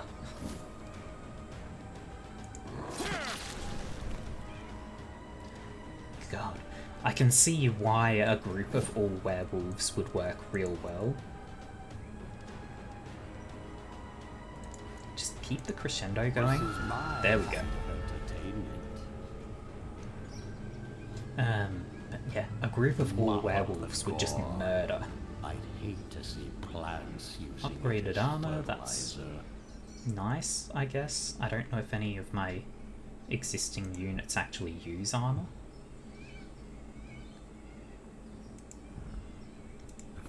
Now, it'd cost... yeah, it'd take 50 souls to upgrade that.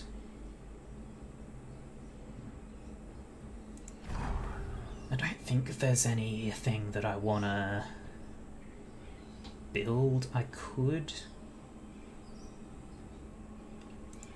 potentially make soul gems to give to the Wraith or the Banshee, or both.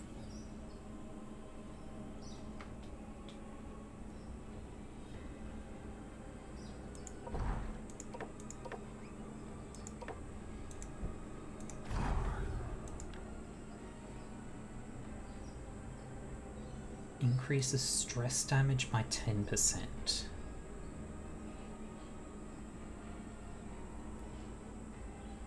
I'll give one to the Wraith. Skeleton will clean up this mess later.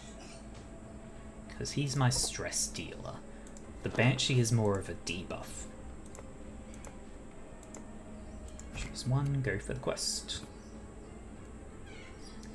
As you strive to return to the surface, you encounter something that gives you pause. A great chasm, seemingly bottomless, blocks the path of your undead host.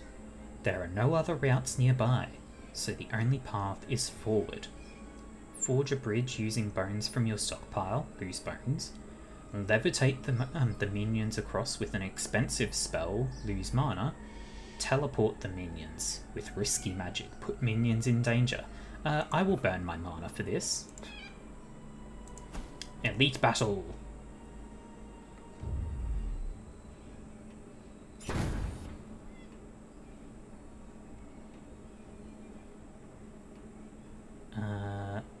Okay. Let's start with...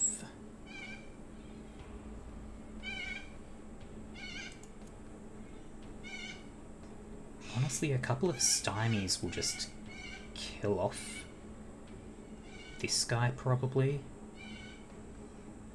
And he's the scariest. Well, you only have hunting down, so you're not going to deal as much, but it's good enough. More materials. Ooh, I didn't think it would be this easy. Stance. At the beginning of the next turn, will deal a lot of physical damage to a random target. Right, and I don't have moves that move enemy units, so I can't cancel his stance. Okay. But I can just murder him. The werewolves will get you next turn.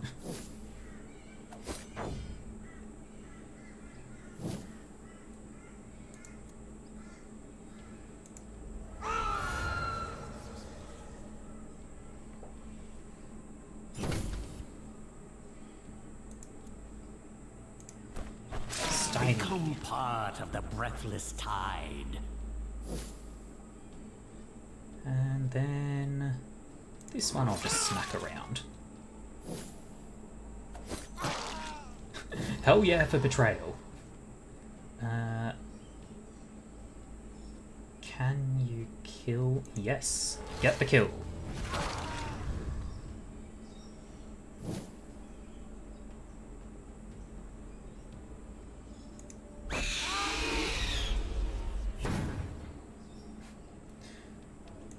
Well, elite fight wasn't too much. Werewolves are very good boys, apparently. Mortal kind. Skin of Alabaster. Reduces damage received from elite enemies by 25%. Oh, okay. Ashes of a Burned Witch.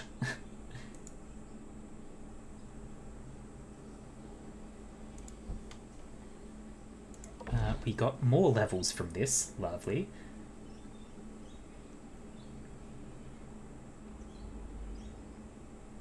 I don't even know what I want to do with you.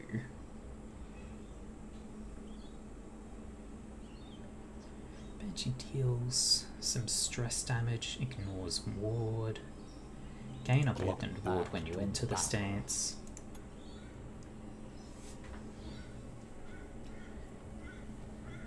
And I think I just save your stats. Then you... I think I do the same. And for abilities...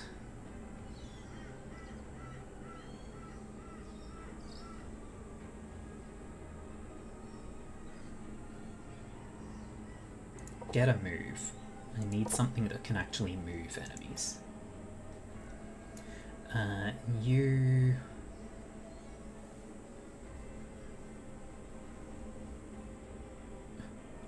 More damage, maybe?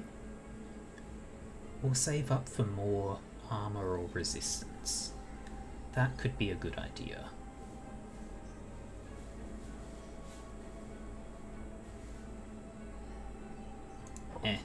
Attack. You do save up though. And then, because you are at the front line and you can use Tear Up,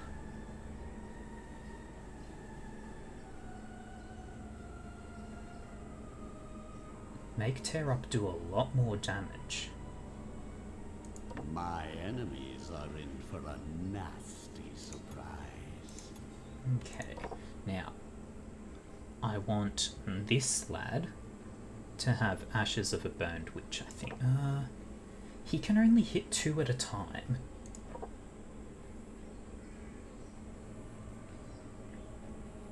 Now,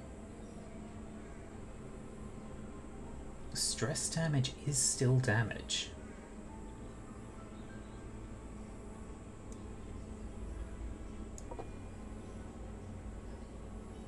And I don't know if I really care to have anyone get their damage reduced from elites for the moment, so that's fine.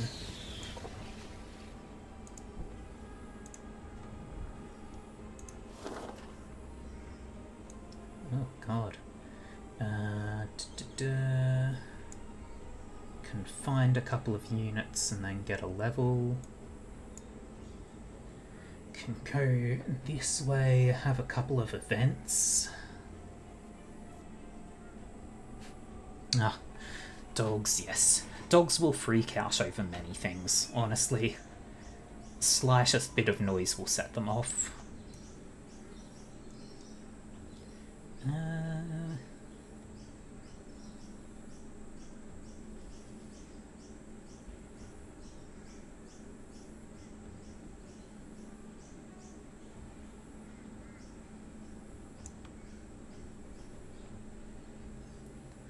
I feel like I kind of want to end here at the Fountain of Restoration, just in case I get injured towards the end, so I can heal my units up before the boss.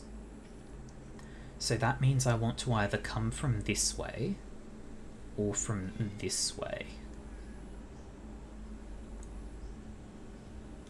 So if I ignore that section, I don't get to go to the chest then.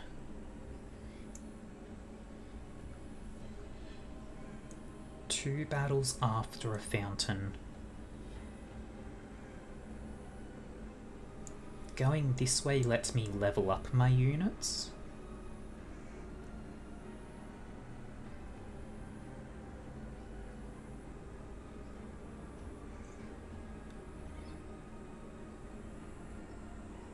Yeah, screw it. Let's go this way. Up we go. Choose a minion to raise. Let's get a skeleton. Level 6. Lovely.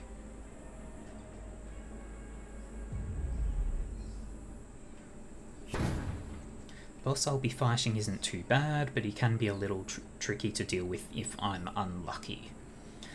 Well, I am always unlucky. Allies gain 1 attack until battle ends each time the Ataman receives damage.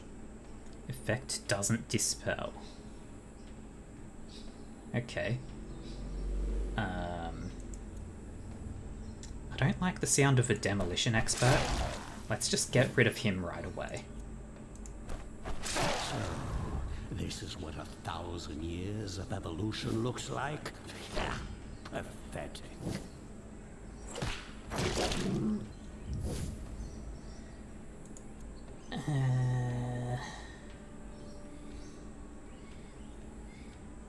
Yeah, crescendo. Everyone burns.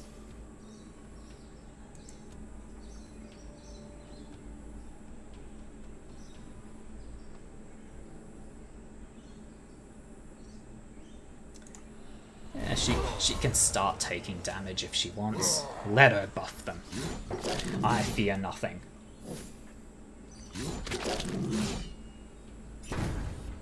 How damn rude of you to take 2 turns in a row. Anyway. You die.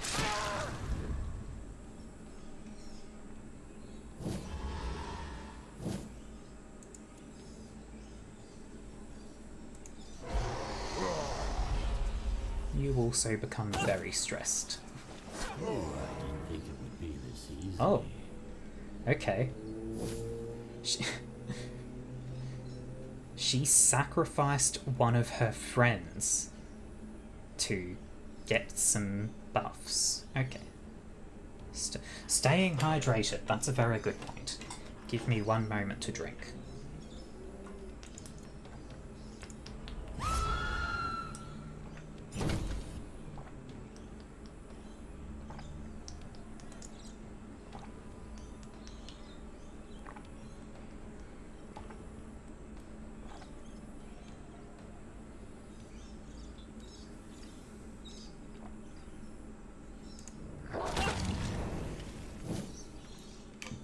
Okay. Attack that ignores the block does not consume block, but that's fine because it did apply the burn. Let's make you very insane. Lost all buffs, hell yeah.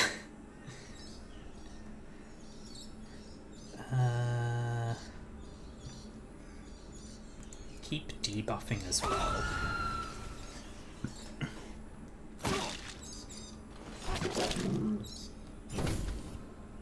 Yeah, because now she's dealing minimal damage, so my werewolves just recover.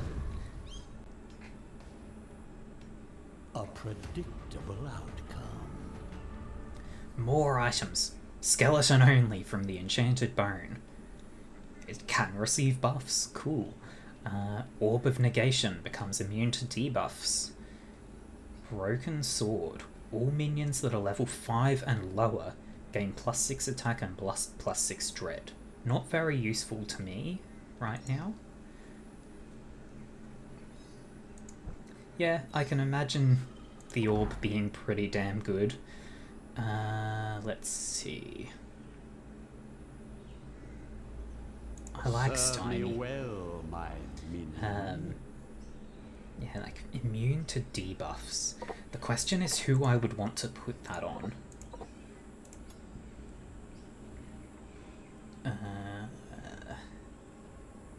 You're still saving points, I think.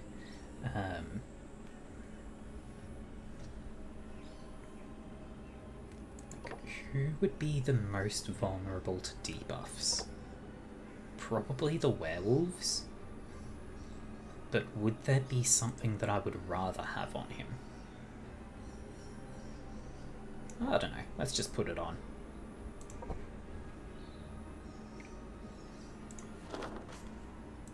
I should probably use my talents as well.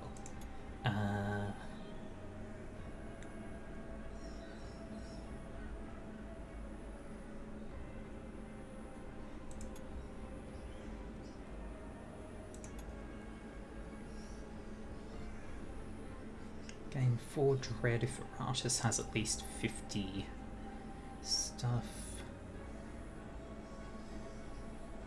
Oh, you have to learn both of the earlier ones if you want to get something like this. Okay.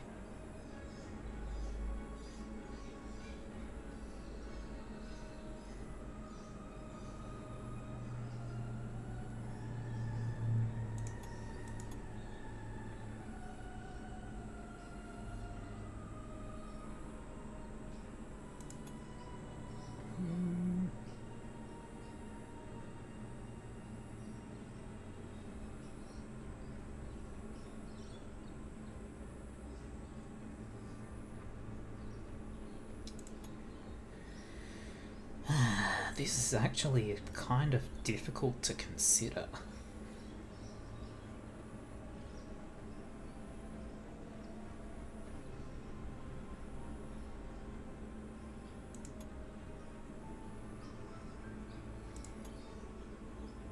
I guess I do want everyone to have more accuracy.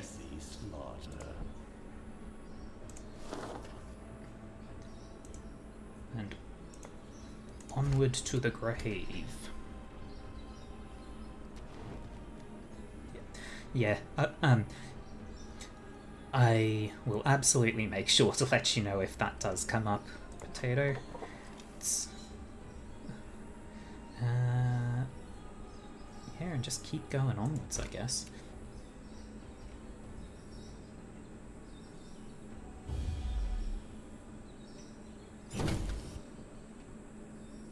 There's a headsman that has big attack. There's a mad mage that probably does horrible things.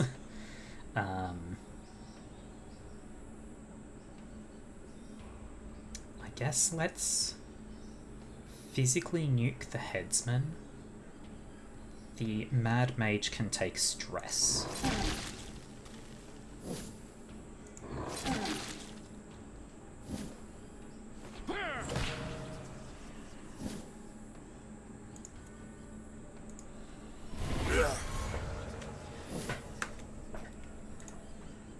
Crescendo as always. Everyone must burn. Oh, he hits everyone, including his team. Interesting.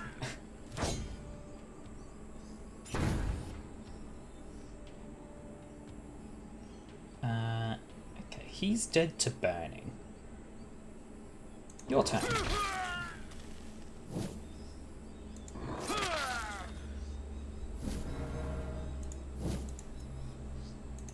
Everyone must burn.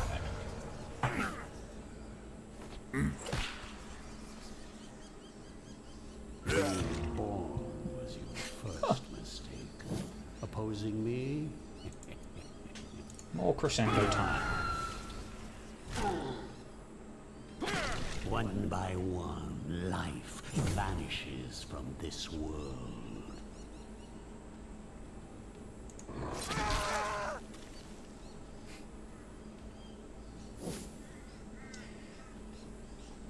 Mad Mage has a decent chance to help you kill your enemies if you stress him out. That's pretty cool. Like, the enemies that have turned to Betrayal have been pretty damn good for me. But at the same time, having an enemy that is specifically useful for that sort of thing is very interesting. For each unfilled squad slot, the minion receives 4 armor, 4 resistance, 14 attack, 14 dread, 4 evasion, and 6 accuracy. Now that would be hilarious if you have something that can, like, if you have a werewolf and buff up its defensive abilities a lot, so it'll be healing and taking minimal damage, and just that werewolf alone. That could be hilarious.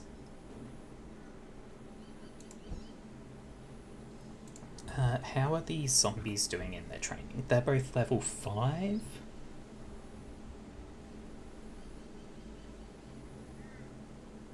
I think. No, I'll leave them in there a bit longer. Screw it.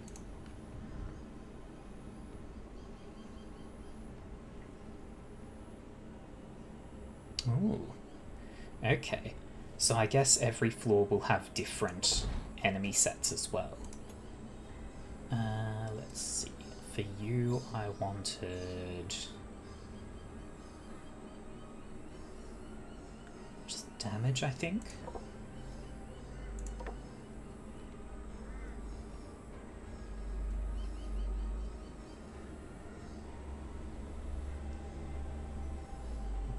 You can just stay as you are, I think. Just save the points, get more dread down the line.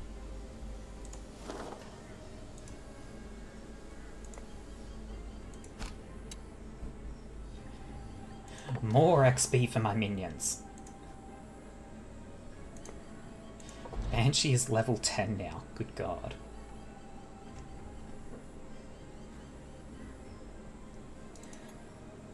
I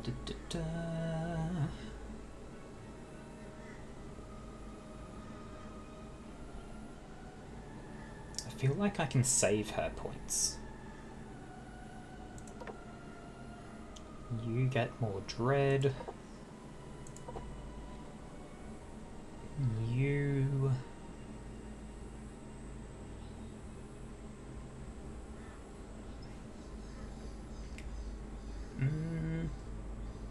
yeah, you can get some more initiative. And then you hit even harder.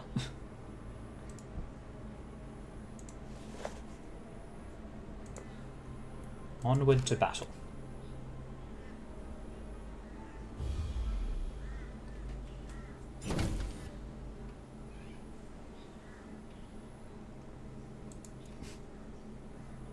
Tear to pieces on this golem.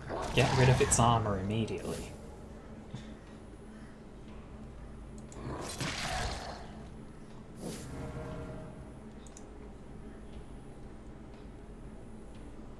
I probably should have tried to nuke the demolition expert.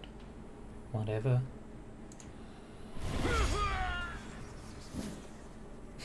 Werewolves do go brr. Crescendo. Your frail bodies fail you. What? Hang on. I need a chance to look at what that mark does. When this character dies, the Doomsayer and his allies will restore 50 vigor and 50 sanity. Oh, okay.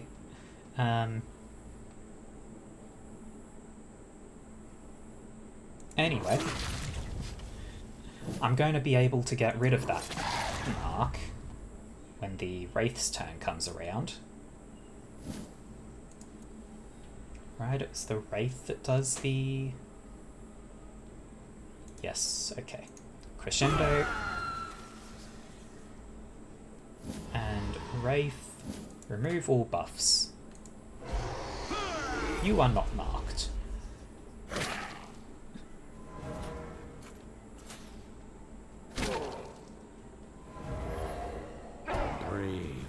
Everyone is doing stances. Start of its next turn, Demolition Expert explodes, dealing 400% magical damage to the 2 nearest characters to the left. Can't be cancelled. Note that this says 2 nearest characters. If you had 4 enemies and you knocked him to the back line, I'm pretty sure that would deal it to the 2 allies. Beginning of next turn, deals 100% damage. Magical damage to all of your characters. Okay. Well, just get rid of this guy first.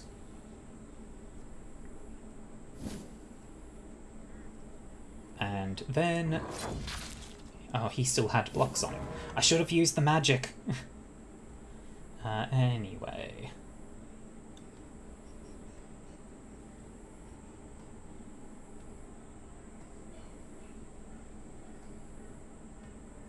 don't know if this will work. Does pushing him back work if there were no... Oh, he had ward. I'm stupid. I'm so goddamn stupid.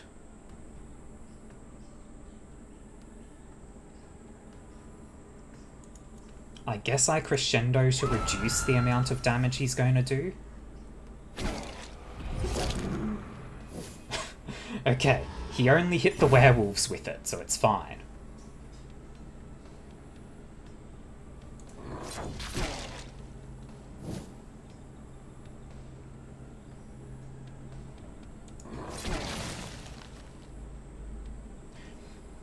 Ooh, okay.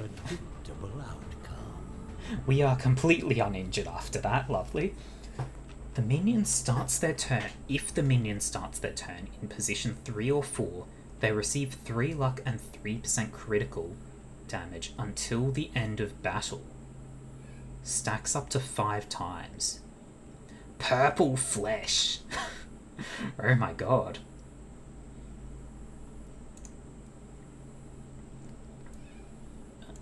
Okay. Hey, my fancy werewolf. You get this purple flesh. And my regular werewolf can have this green flesh. So... yeah, you can get more initiative as well, and you smack harder.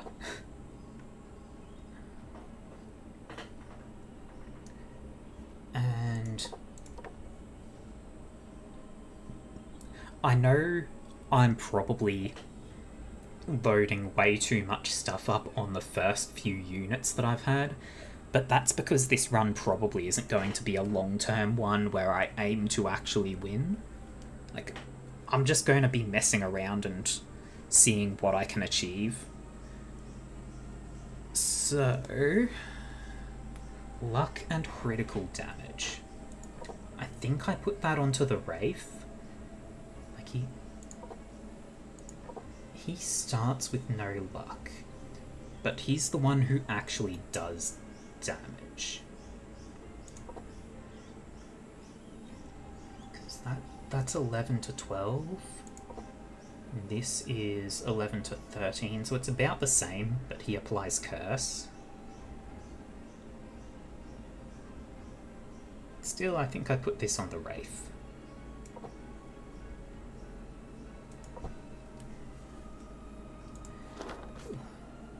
Squad 1, onward. Your minions stumble upon a field of mushrooms littered with human bones.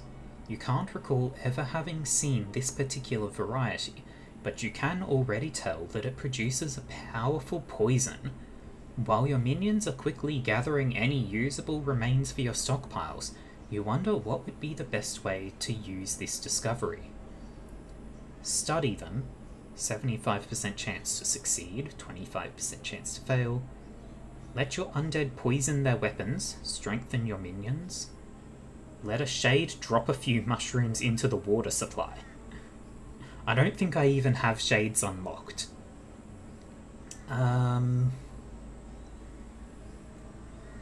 Could go for the guaranteed strengthen, but at the same time, Gamba. More for me. After spending a few hours, your theories are proven to be correct. A pinch of their poison can sharpen... Oh. Okay, so I would have gained a lot of mana from that, I guess. But I was at maximum mana.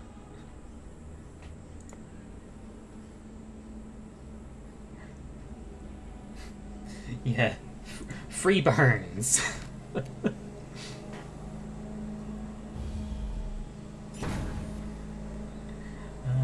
Okay. I still have never seen what the headsman really does, and I don't think I want to. Continue with annihilating the headsman before he ever gets a turn.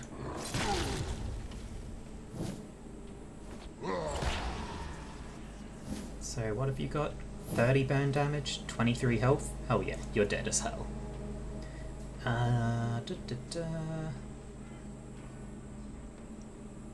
What do I even want to do? probably... Okay, if I do this, I can get rid of the ward on the backliner. So then, once the Banshee comes around, the crescendo will actually work on her.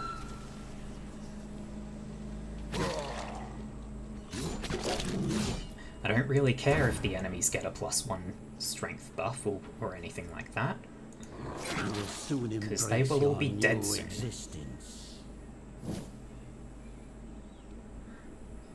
12 damage? No, you need more.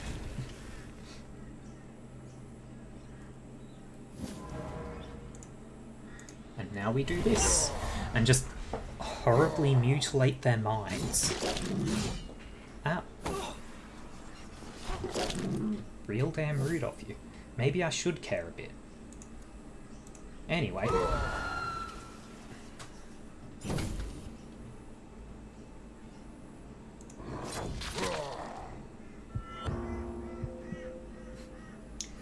And he's gone.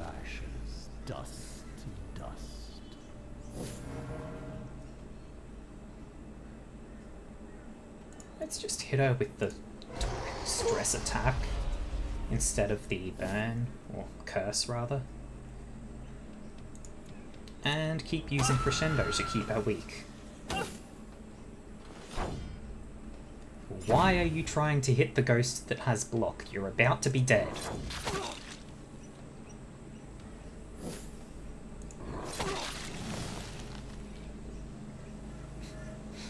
My will is a tide that will wash away. Predatory growl indeed.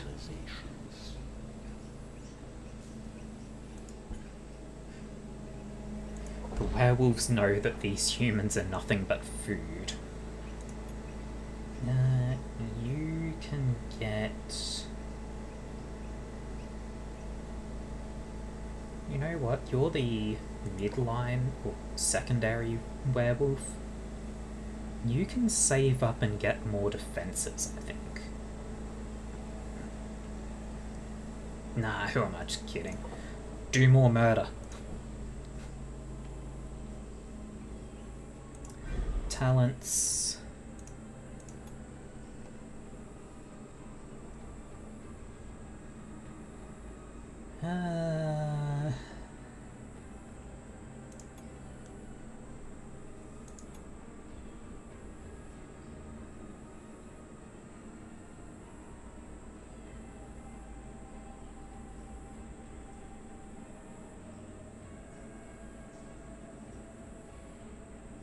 The werewolves.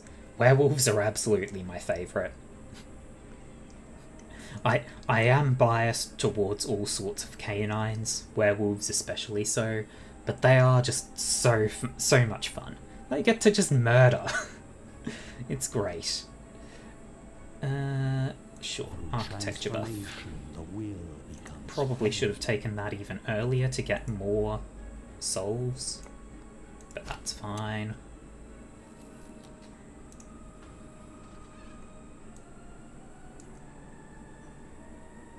And then I think I go this way, quest and battle. Massive cage rises up to almost touch the top of the cavern, while a group of prisoners are huddled together within like dogs during winter. So this is where they keep the slaves. A sad sight indeed. Had you still the capacity to feel such sentiments? As things stand, the only thought that goes through your head is how to best use this unexpected windfall of fresh parts. They're also the newest minion added to the game. Okay. That explains why they're so powerful. There's been no time for them to actually be balanced. Let's see. Resources or souls? I'm not really using the souls for much, but I could use them to upgrade the quality. Yeah, screw it. 32 souls, lovely. Let's close the map, pull this up, and upgrade some stuff, I guess.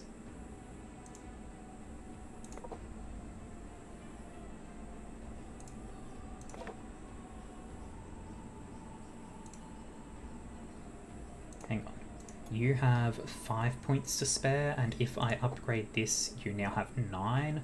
So green to blue gives 4. Okay. Good to know. Valuable knowledge. Also, you can just have this for no reason. It gives me no benefit right now, but whatever.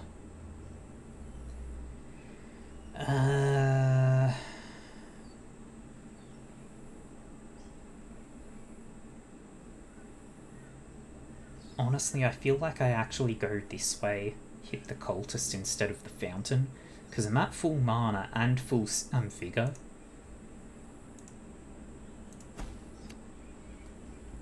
To the grave. Raise a werewolf. It's level 8, hell yeah. Its parts are all basic.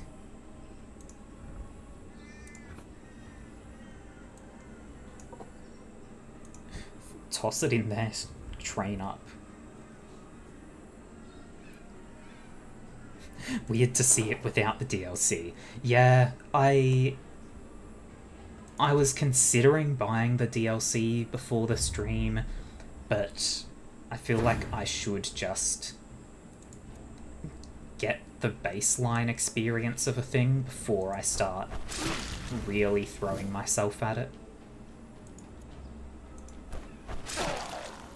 One less annoyance in the world.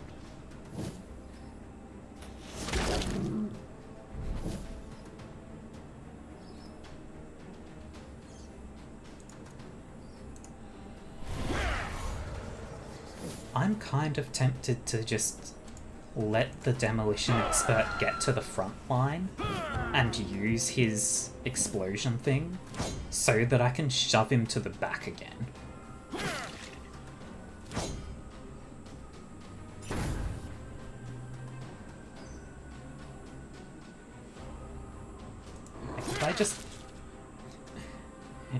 It's not by any means the most tactical decision. Oh, okay. Well, I can't do that anymore.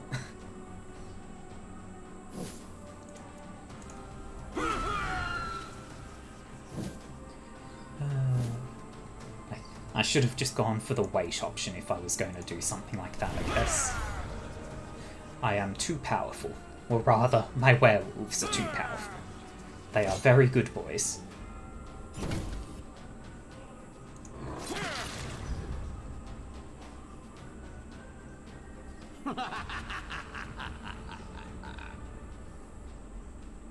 Rare weapons. And uncommon blood. I don't think any of my main 4 use either of those. Yeah, no. That's fine. You deal even more damage. You just save your stats, and you...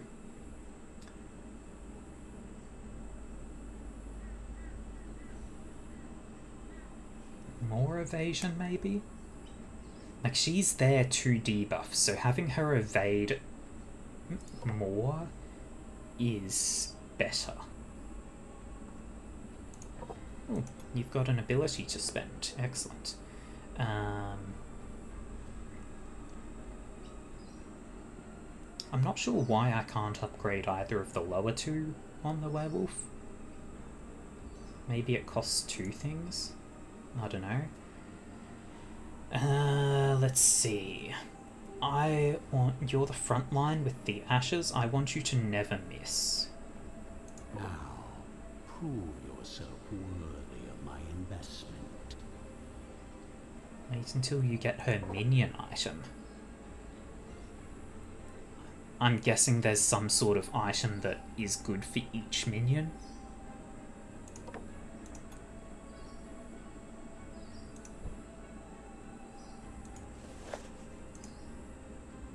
Oh, yeah, of course. Like, if I go here, the enchanted bone, skeleton only. Yeah, I should have considered that, yes.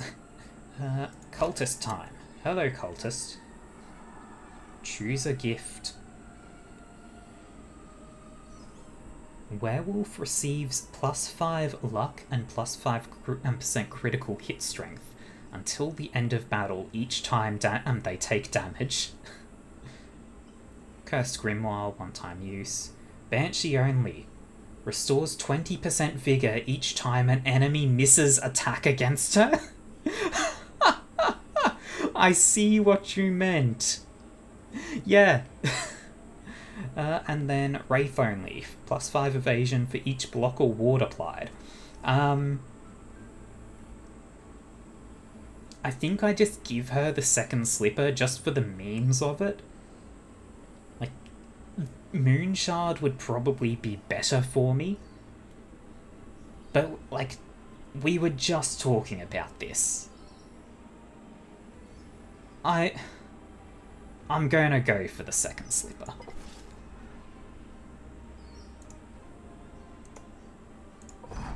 Here you go, Banshee. You're still only wearing one slipper, but you have the second one with you. Boss time!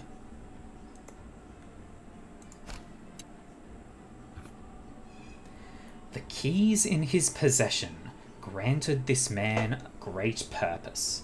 For a bribe and a favour, he was willing to carry missives, arrange fights, and allow gangs of criminals to quietly murder their competition while they slept. He saw himself as a king, and the keys were his crown. As long as they were needed, he was needed. But the undead care not for the jingling metal, and for the man himself, they will have no need at all.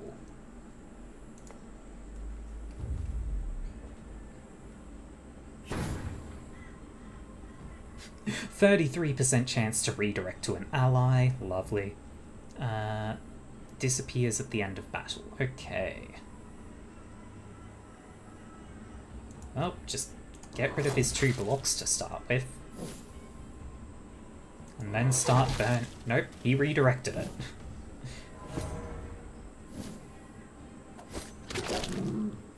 That stance is not allowed. It's this one that does the push. Yeah, because that does a lot of damage. Bad man. Instant insanity. Lovely. Crescendo! This one voided its bowels just as it died. Oh, he creates minions. Fun, fun. I feel like he would create a minion. Is he going to create a minion again, or could I set up an ambush and like set it here so I can then kill a thing and then... Ashes of the Burned Witch are amazing. Like, they've let me do so much nonsense. You don't have the ashes, so you just use this for the big attack. And then you do have the ashes. Oh, you can't do that. Okay. Just get rid of this guy.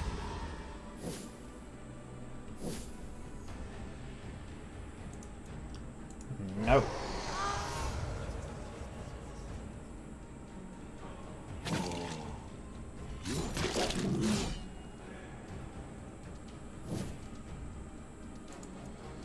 Crescendo! I don't care if it doesn't affect the boss. Oh, jingling keys.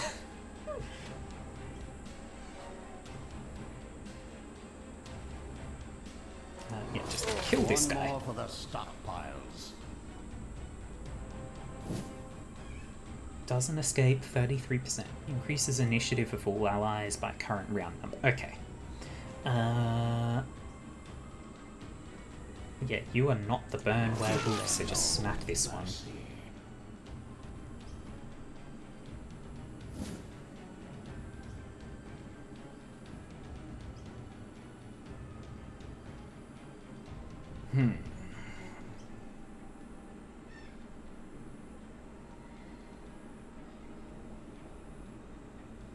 feel like I just set up the stance right now.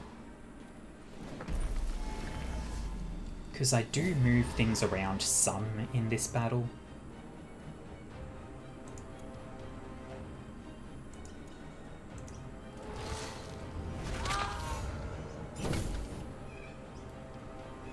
Bernie Weddle. Savor these last Smack the boss. Heartbeats.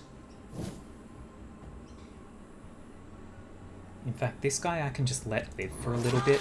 Nope. He chose to redirect and killed the minion anyway. I should really use my mana, huh?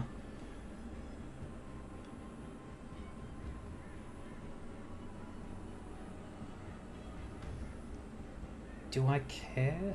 I guess I can use mana for some damage. There's no sun up in the sky. Bony weather incoming. And then...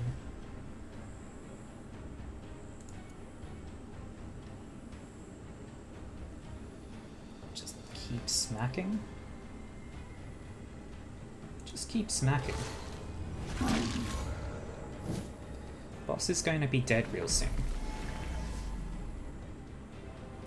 There's another minion item that functions just like the ashes, but it deals stress damage instead of magical damage. That sounds fun. I do like using the stress. She can't deal any actual damage, so debuffs and ignites. Hell yeah. And the boss is gone. Werewolves for the win. You know, if this keeps up, I'll be done purging the world ahead of schedule. Called something like Crow's Paw.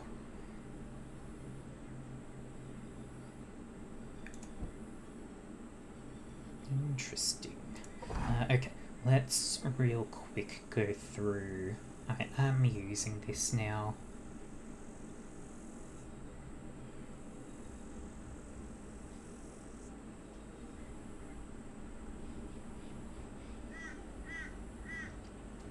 I think I go for Far Grasp, just because I'm not too concerned about enemies that have magical resistance, because I've got physical murder. And you just save your points, you do more murder, and upgrade, I guess, the buff?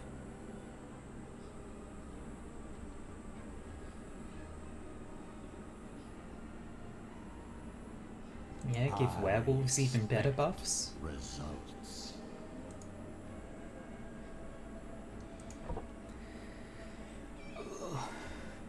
Yeah, very good progress. In fact, we're going on to the next floor, and that would probably be where we wrap it up with this. The hunger for wealth had long since become the only virtue among the hardy dwarven folk. Gone are their ancient traditions, along with the names of their ancestors. For what was more powerful, logic or some dead dwarf rotting away into dust? Their ruthless scientists and alchemists knew the answer to that question, and the human kingdom was more than willing to facilitate their experiments. They have grown rich and feared, setting up their own enclave, and became the powerful overseers of the mines. So, the next zone we fight dwarves. We're heading up and to the right, I guess. Nope, just straight up. So, we are pretty much at the 3-hour mark.